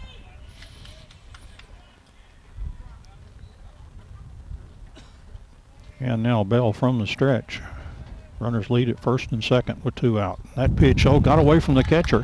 And Colson Hale spins around third. He came like he was coming home. He would have been out by half the baseline. Because that catcher hustled back to get the ball and threw a strike to Bell, who was right there at home plate. So he would have hustled himself into an out. But he kind of reminds me the way he plays of Pete Rose. If anybody's old enough to remember that guy. He was always one of my favorite baseball players. But that's the kind of thing he would do, would wheel around third and try to score. And Harrison has walked and the bases are loaded, full of Wildcats again. And here is Austin Dodd, 2 outs. And the pitch from Andrew Bell is in there for a call strike. So I'm left with that dilemma. Maybe I have to shoot it could be in this new scorebook. It's got every possible scoring thing you would ever want to know about baseball in here. 0-1 the count to Austin Dodd, hitting with the bases loaded now. The Wildcats trying to blow this one open a little bit in game 1. They're up 3-1. And Andrew Bell, a pitch on the way. Swung on, hit toward the hole. The third baseman tried to tag the runner and safe at third. The third baseman is claiming that the runner ran out of the baseline to keep from being tagged. And run came in to score, but let's see, I'm sure there's going to be a discussion here. And they called the runner out at third, so they said he got out of the baseline to avoid the tag. That was Jackson Cheney. And so Dodd will be given a fielder's choice. Almost certain that that run did not score in time to be counted. But Cheney was out. Just call that 5 unassisted, because he was the one that was trying to tag him, and Cheney went around him. Coach Hammock still making an appeal, but not getting very far on that. But the Wildcats do break into the lead with a couple of runs. And they did all of that with a single hit, that big hit that drove in 2 runs and scads of walks in the inning. I think there were 5. There were no errors by Joshua, and the Wildcats left 3 runners on base. So we played 4.5 here from Prosper. The Wildcats have the lead now by the score over Joshua by the score of 3-1. Back in a moment. So bottom of the 5th inning, the Wildcats now with a 3-1 lead. And Will Sims back out there for his 5th inning of work, and before he throws his first pitch now, Birchfield, the catcher, will trot out and talk to his pitcher. Here in the bottom of the 5th, Wildcats leading 3-1 after a 2 spot in this top of the 5th inning. For the Owls, it'll be Lane Snow, the designated hitter, then Landon Guest and Parker Poole. So 7, 8, and 9 in the order. And the pitch is, I don't know where that one was. That just missed. Ball 1. Very close pitch.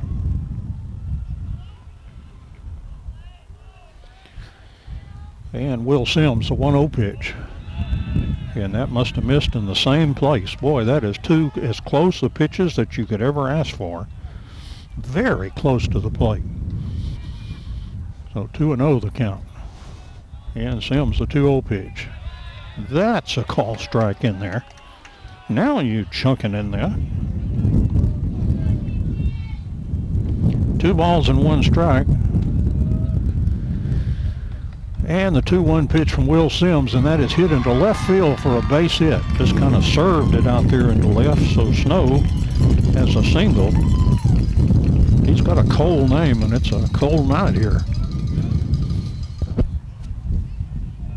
So Snow leads off with a single. Landon Guest. And Landon Guest, he grounded to second, and so he is 0 for 1 in the ball game. He's the tying run in the ball game at home plate. And Snow leads off first. Not much of a lead over there. And the pitch on the way, the batter squared and let the pitch come in low for ball 1. Guest is the right fielder. As far as I know, he has not changed positions.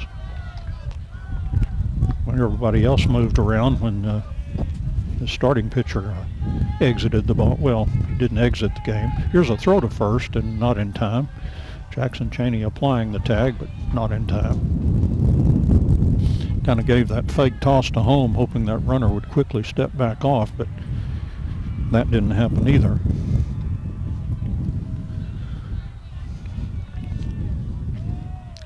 So Landon Guest in the 1-0 pitch, and he's bunting, and it's going to be back to Will Sims. He fields, throws to first. The sacrifice works for Joshua.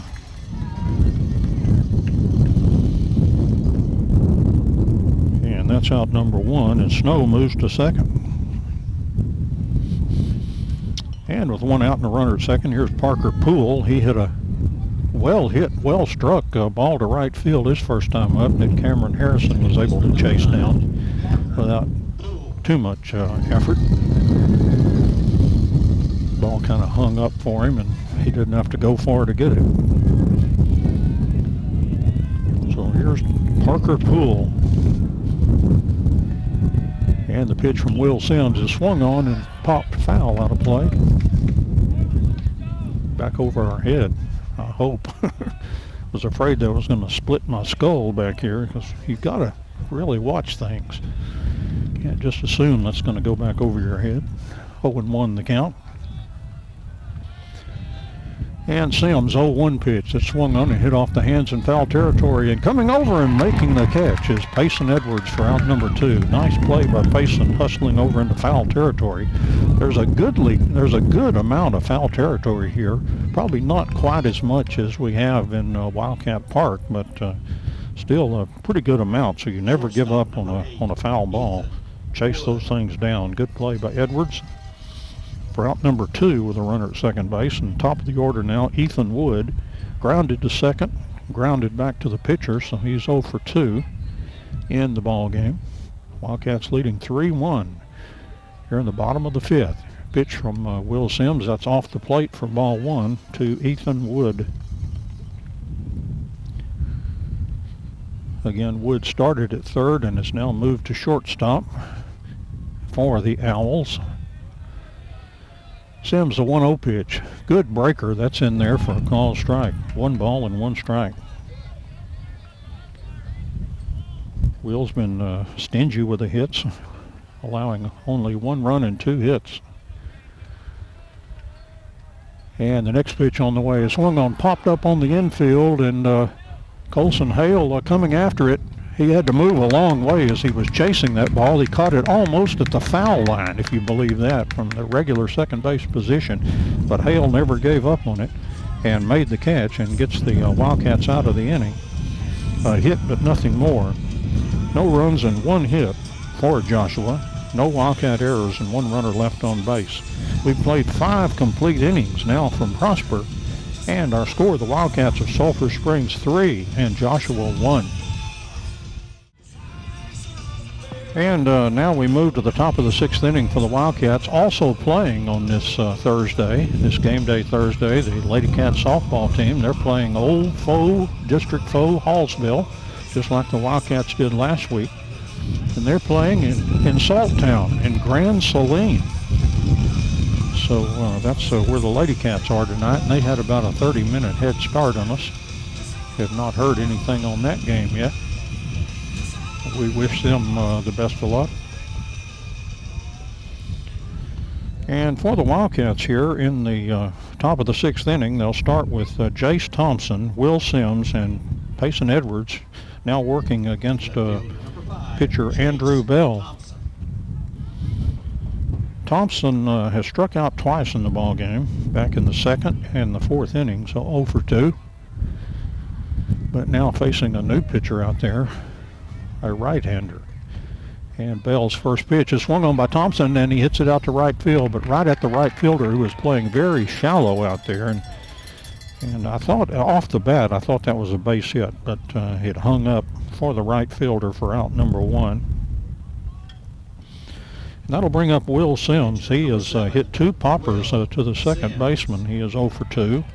He popped up in the 3rd and the 5th.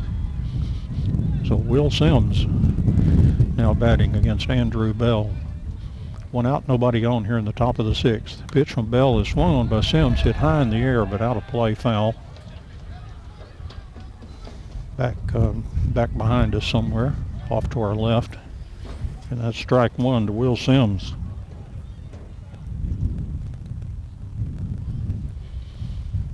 Game 1 of the series, and Wildcats are hitting here in the top of the 6th.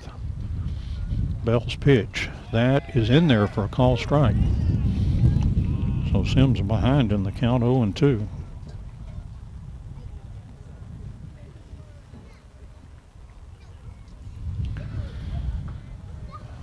And here comes Bell's 0-2 pitch. Swung on and hit down the third base way, foul off the line. Just that last hop it took it into foul territory. Looked like it might have a chance to stay fair, and they would have never gotten Sims. He would have beaten that. But it turns out to be a foul ball. So, and he had a terrible count too. Looked like at one time that scoreboard had 0-3. Now that's as bad as it gets.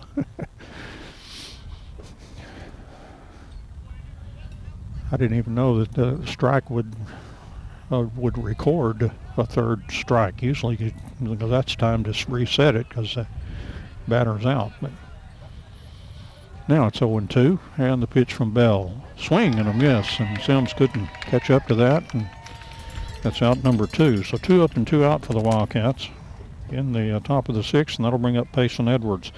Edwards struck out in the 3rd and walked in the 5th. Payson Edwards. So again, Payson playing third base tonight for the Wildcats. And here's the pitch from Bell. Swing and a miss. Wildcats striking out a lot tonight. Of course, Haley a tough pitcher in that regard, but even Bell continuing the trend here against the Wildcats. 0-1 pitch, that was outside. 1-1. Again, 2 out, nobody on as we play here in the top of the 6th. Wildcats holding on to a 3-1 lead. Bell's 1-1 pitch. Off the plate, 2-1 the count to Payson Edwards.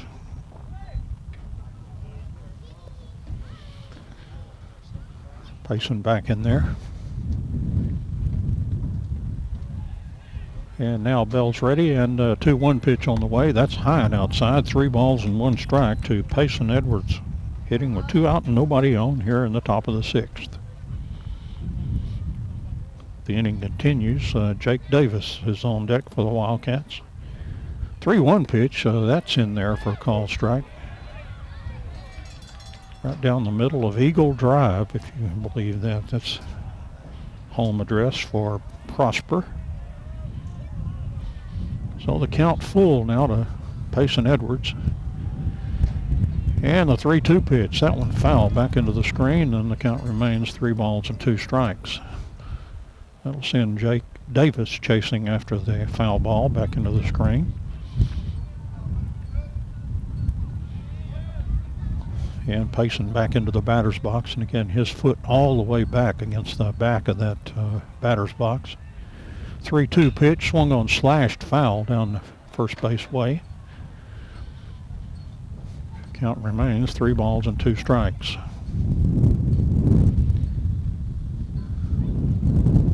Wildcats with 2 out, nobody on as we play here in the top of the 6th. And Bell's 3-2 pitch. That's misses, and Payson Edwards for the 2nd time tonight has worked a base on balls. Some good eye for Payson.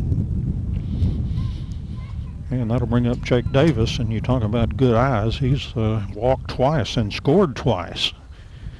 That's a heck of a ball game for the designated hitter. Been the designated walker and baseball's walking man. I remember who that might be. There's a pitch, a call strike on the outside part of the plate to Jake Davis. Was that Al Kaline maybe? Anybody old enough to remember him? I think they called him the walking man. He got lots of walks. And the 0-1 pitch swung on and hit foul into the screen, and counts 0-2 to Jake Davis. If he's going to get a walk this time, he's really going to have to earn it. Payson Edwards leading off first, not much of a lead, and the pitcher immediately threw back over there. Payson fell back into the base. Fairly close play though, as he was just coming off the bag. Had to reverse quickly. And the 0-2 pitch to Davis, and he hits a one-hopper back to the mound. It was up in the air. The throw to first is in time by the pitcher. And that's going to do it for the Wildcats. A walk, but nothing more. Well, no runs, no hits, no errors, and 1 runner left on base on the base on balls. So we played 5.5 innings now from Prosper. It's the Wildcats of Sulphur Springs 3 and Joshua 1. Bottom of the 6th inning from Prosper. Chilly Prosper here. Doug and I must have driven further than I thought. I think we got up into Wisconsin or Minnesota or something for this ball game. It is chilly willy out here tonight. Be 2, 3, and 4 hitting for Joshua's Owls here in the bottom of the 6th. It'll be Cam Brister, Breck Galbraith, and Matt Haley. First pitch from Sims is high and outside for ball 1 to Brister. Brister grounded to third, grounded to short. He is 0 for 2. And Sims, the 1-0 pitch, that's in there for a call strike as he sent that across the inside part of the plate.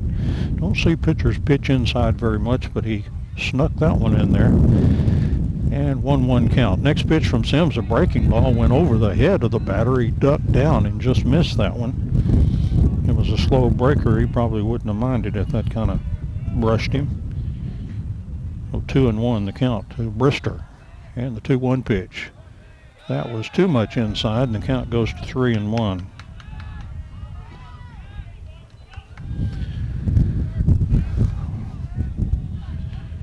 And Sims now with the 3-1 pitch, and he burned that one in for a call strike, and the count goes full to Cam Brister.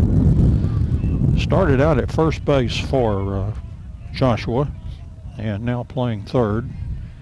And the 3-2 pitch. It swung on one hopper back to Will Sims. He throws to first. That's out number 1. that'll bring up Breck Galbraith. Grounded to third and then hit a double down the left field line that bounced off the wall. Well struck ball against Will Sims.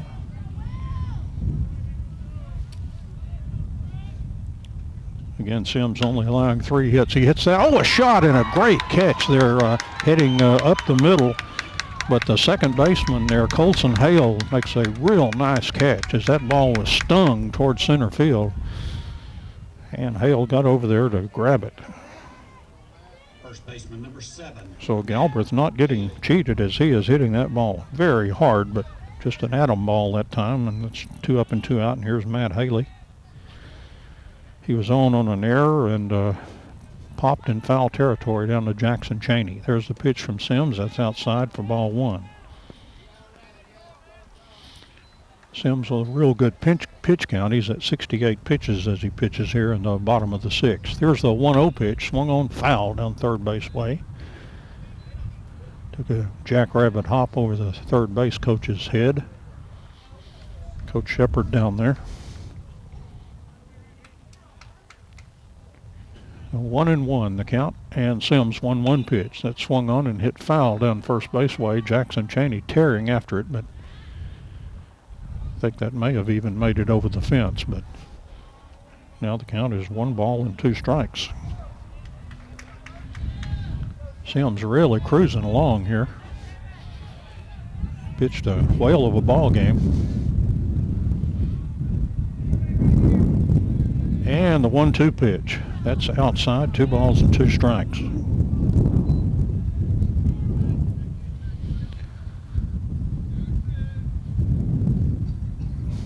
And Sims ready to work again against Matt Haley. 2 out, nobody on. This pitch is going to be strike 3, and Birchfield's going to have to throw the ball to first. He does that, and the Wildcats record the strikeout. And 3 up and 3 down. Another strong inning for Will Sims. No runs, no hits, no errors, and no Owls left on base. So we've played 6 complete innings here from Prosper. And the score, the Wildcats 3 and Joshua 1. Now the top of the 7th inning. Wildcats are hitting. They would like some insurance runs here. They lead Joshua by the score of 3-1. Scored a single run in the top of the 3rd inning and then scored 2 more in the top of the 5th. And Jackson Cheney had the big blow. That was an inning where the starting pitcher for Joshua really just had trouble finding the plate. Walked like 4 batters. And Cheney came up with the bases loaded and singled out to left field and scored, chased in 2, and that's the difference in the ball game. Colson Hale had a RBI single. That was after a double. And let's see, let me recap that inning. It's been a long time, seemed like since that happened. If I can find it here. With 2 out, had a walk and a single and then a single. So big hit by Colson Hale to score the first run, and then Jackson Cheney scored 2 more. And top of the order now, Caden Argenbright. And he is 1 out of 2 with a walk. And that pitch is off the plate for ball 1.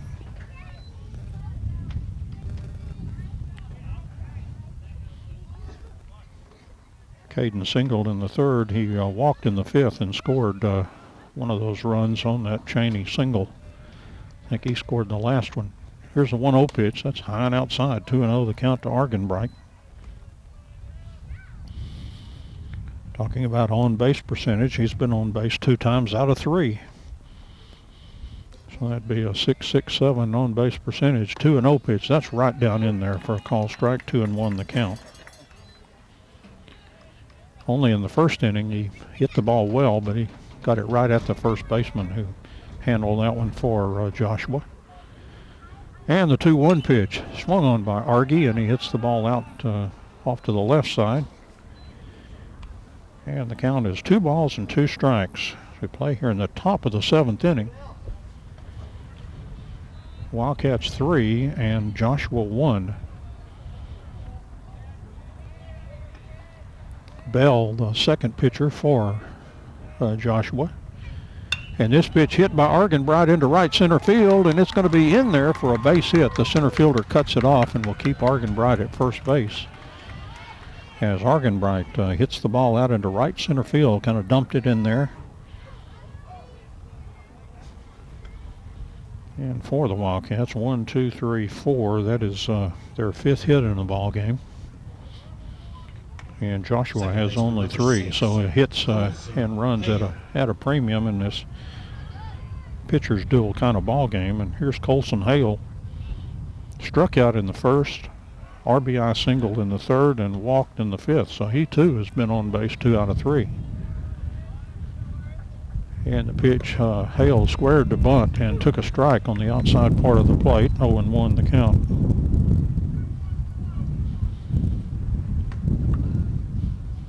Hale now steps out, and we'll look down to Coach Hammock, who doffed his hat. I wonder, is that a signal? That probably means hit it where they ain't. Put it in play. Get a base hit. Of course, quoting Wee Willie Keeler there. Secret to his hitting success, he told the scribes and newspaper guys, hit them where they ain't. Here's the 0-1 pitch, bunt, and bunted all the way back to the pitcher. Throw to first, out at first on a double play. Close play at first, but Argenbright back out as Hale bunted the ball up in the air. It was caught by the pitcher, who then threw to first to double off Argenbright. So just like that, the Wildcats have 2 outs with nobody on, and here's Jackson Cheney. First pitch to Jackson is a strike. Cheney struck out in the 1st, struck out in the 3rd, and then got the 2 RBI single in the 5th inning.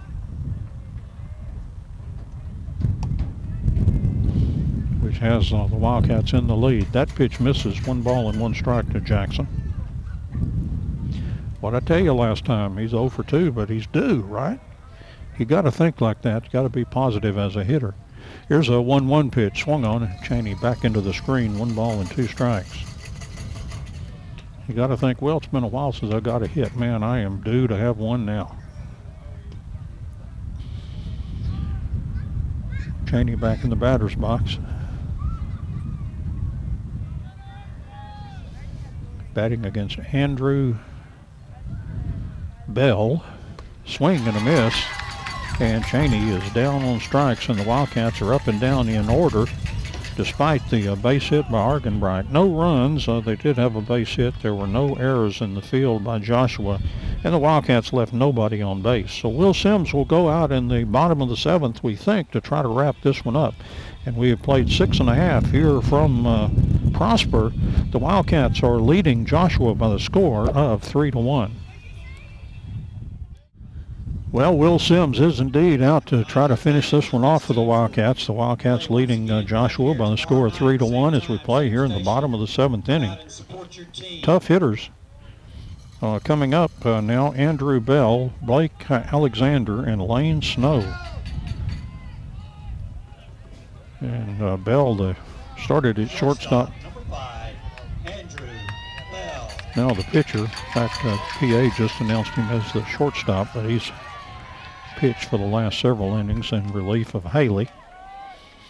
He grounded to 3rd and was hit by a pitch in the 4th inning, grounded to 3rd in the 2nd. First pitch from Will Sims, swung on, slash down the 3rd baseline. It got past Payson Edwards down into the corner, and Bell is heading to 2nd, and he'll be in there with a leadoff double here in the bottom of the 7th inning.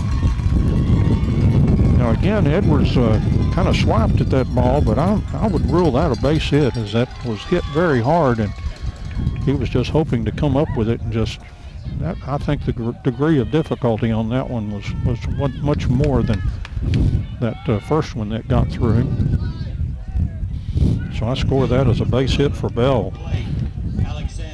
But you know, Will Sims, when he's had the runners on, he's been pretty darn tough.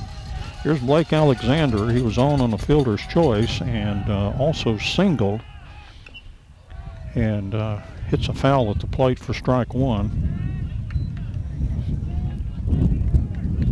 He represents the tying run here in the bottom of the 7th inning. Nobody out. Alexander, the left fielder for Prosper. And the pitch on the way, he tried to hold up the swing, could not, and went too far. And he is in an 0-2 hole here to Will Sims. Again, you don't expect Sims to be a big strikeout pitcher. He's had one tonight. From the stretch, and the 0-2 pitch, that missed outside. 1 ball and 2 strikes to Alexander with a runner at second, and that runner doesn't mean much. He just trying to get outs right now and don't particularly worry about that guy at second. And now the batter steps out, Alexander, the umpire giving him that, and Alexander now back in the batter's box. And Will Sims, 1 ball and 2 strike pitch, a good breaking ball, but up too high in the zone. It ended up over the plate, and the count 2 balls and 2 strikes. And Sims, 2-2 pitch, swung on a base hit out into right field. It's right down the right field line. Picked up out there by Cameron Harrison. He'll throw to second, and a run comes in to score to make it a 3-2 ball game. So the first 2 batters have gotten on here in the bottom of the 7th inning, making it a 3-2 ball game. And Coach Jared Hammock is coming out, and let's see if he's going to make a move here. He may, we may see Payson Edwards here, as Payson has done a pretty good job this year. It looks like he is going to make the switch. So James, let's take a break here and we'll come back and tell you what's happening with Wildcat pitching right after this. Well, as we speculated on, Coach Hammock has gone to about the closest thing the Wildcats have to a closer this year. He's had some success coming into, I think about that Mount Pleasant ball game where he came in and kind of put out the fire. And so Payson Edwards will now move over from third base and will come in to pitch for the Wildcats.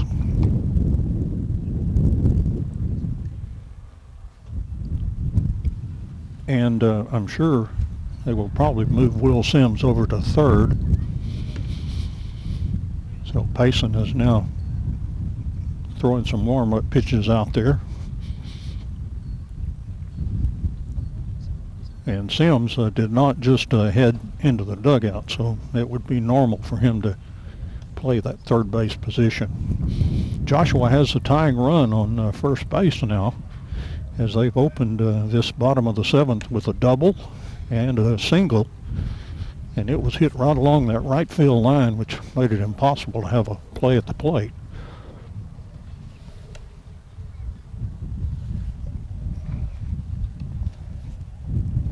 So runner at first, nobody out, a 3-2 ball game, and the batter will be the designated hitter, Lane Snow. He was on a fielder's choice and singled in the 5th.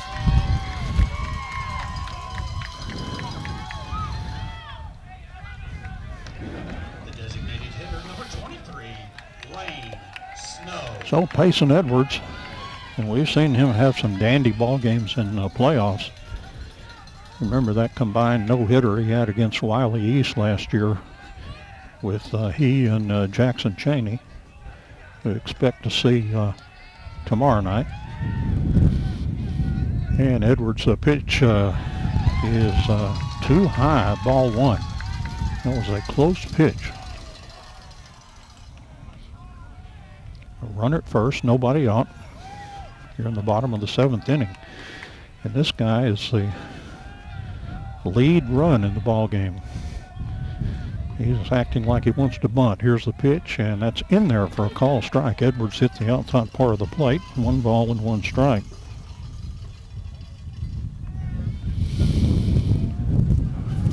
And again, running at first is Alexander. He represents the tying run in the ball game. Wildcats would dearly love a double play ball, as they're at double play depth at second and short. And Edwards 1-1 pitch, call, strike 2 on the outside part of the plate. 1 ball and 2 strikes. Edwards ahead of the designated hitter, Snow. Snow stepping out and looking at Coach Shepard at third. It's Joshua threatening here in the bottom of the 7th and last chance here.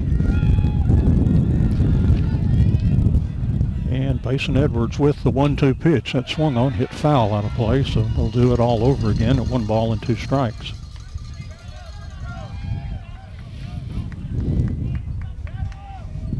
Snow here is, let's see, he is a 7th place hitter. So they're getting down in the order here. But some of these low order guys have, well, he's about as low as they go that have actually done anything. We've had some well hit balls. Here's a 1-2 pitch, swung on and hit toward the hole. It's fielded. Will Sims, throw to second out there, throw back to first, a double play for the Wildcats. Oh, they turned it. The ball was hit to Will Sims at third. A beautiful turn at second base there by Colson Hale, who caught that ball and fired it over to first. In time for a big double play for the Wildcats. Wow, how huge is that?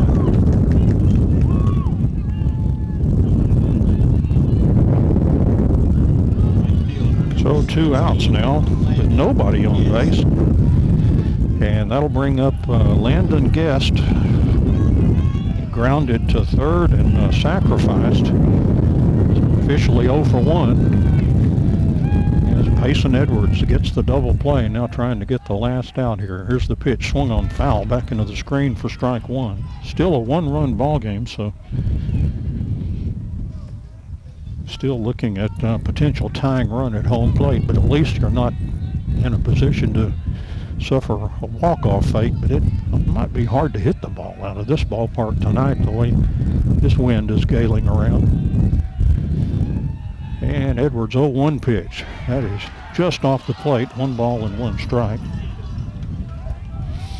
Wildcats 1 out away from winning game 1 against Joshua here in this area round series.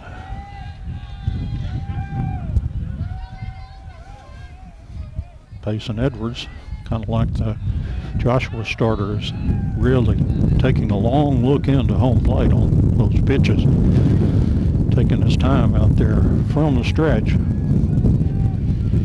And Edwards with a 1-1 pitch. That's off the plate, 2-1 the count.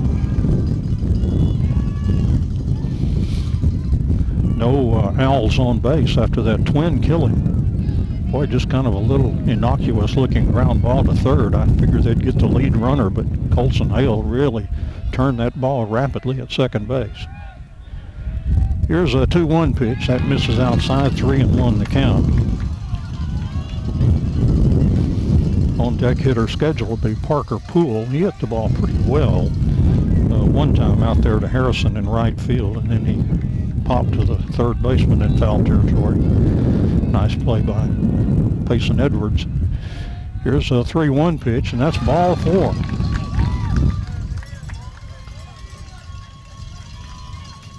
So a 2-out walk, and looks like we're going to see a new hitter here. The pinch hitter is Tommy Smith. So Smith, the hitter, off the bench, and he is a left-handed hitter. There were 2 outs in the inning. A run plated by Joshua as they had a leadoff double and then followed by a single.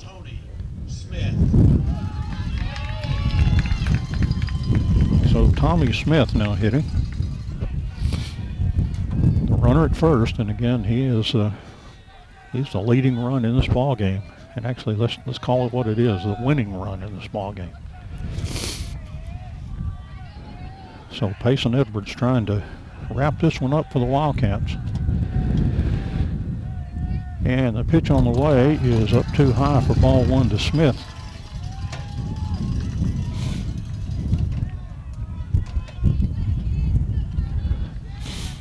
So 1-0 the count. 2 outs with a tying run on it first in this 3-2 ball game. Payson Edwards 1-0 pitch. That is in there for a call strike. 1 ball and 1 strike.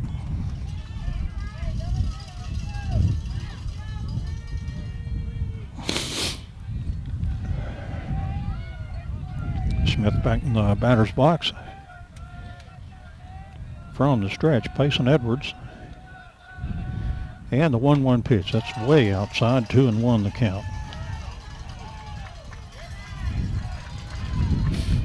Wildcats trying to nail down the hardest out there is in the ball game. That last out in the last inning, with a 1-run lead and that tying run on the base. Edwards, a 2-1 pitch. Call strike. Boy, that must have been right at the knees and outside. The count goes to 2-2. That was a tough pitch to hit right there. Smith, I'm sure, probably thought that was ball 3. Edwards from the stretch. And the 2-2 pitch. The runner takes off. Here's a throw to second base, so it's a high throw this time. And boy, now the situation changes even more as with the stolen base.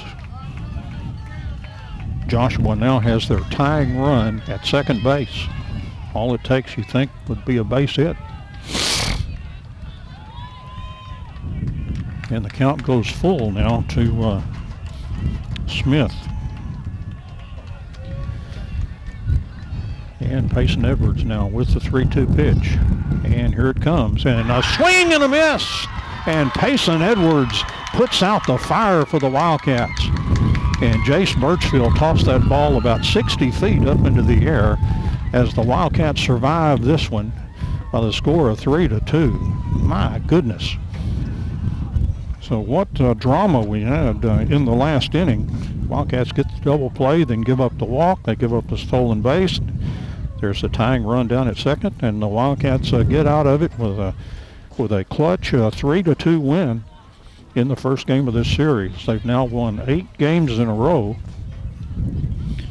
and the good stuff just continues. And a well-pitched ball by Will Sims looked like he was kind of running out of gas in that 7th inning. And Payson Edwards comes in and does what he's done several times this year. I mentioned the Mount Pleasant game. He gets the crucial outs to get the Wildcats in the victory column. In that bottom of the 7th, 1 run and 2 hits for Joshua. No Wildcat errors, and Joshua left a runner on base. So, and again, Colson Hale RBI single scored the first run in the 3rd inning after a walk by Davis and a single by Argenbright. And the Hale single scored Davis. And then with the inning where the pitcher for Joshua, very wild, walked 4 batters and loaded the bases. One of them was thrown out at home on what looked like a wild pitch. And then Jackson Chaney delivered the big 2 RBI single that proved to be the difference. The Wildcats beat Joshua by the score of 3-2. Game 2 will be right back here at Prosper Friday night at 7 o'clock, hopefully without this Arctic front or whatever that's blowing through here. Very, very chilly weather here. So let's go ahead and wrap it up where the Wildcats have won this opener in the series by the score of 3-2. Will Sims gets the win, Payson Edwards the save, and again some very clutch hitting for the Wildcats when they needed it. James Terry running spots back at the station. Doug Hastings did our engineering again tonight and did all the videotaping, and game will be available as soon as he can put it together on Channel 18 on Southern Link Cable. Will not be on YouTube for a while until Joshua is no longer playing baseball in the playoffs. Once that happens, it's fair game to be on YouTube, but not before then. And we appreciate all the cooperation that we got from Coach Shepard over with their team there. the Joshua Owls. So I'm Don Julian with your play-by-play. Once again, our final score here from a windy and chilly Prosper. The Wildcats of Sulphur Springs 3 and Joshua 2. The Wildcats lead the series 1-0. Thank you for joining us, and so long, everybody.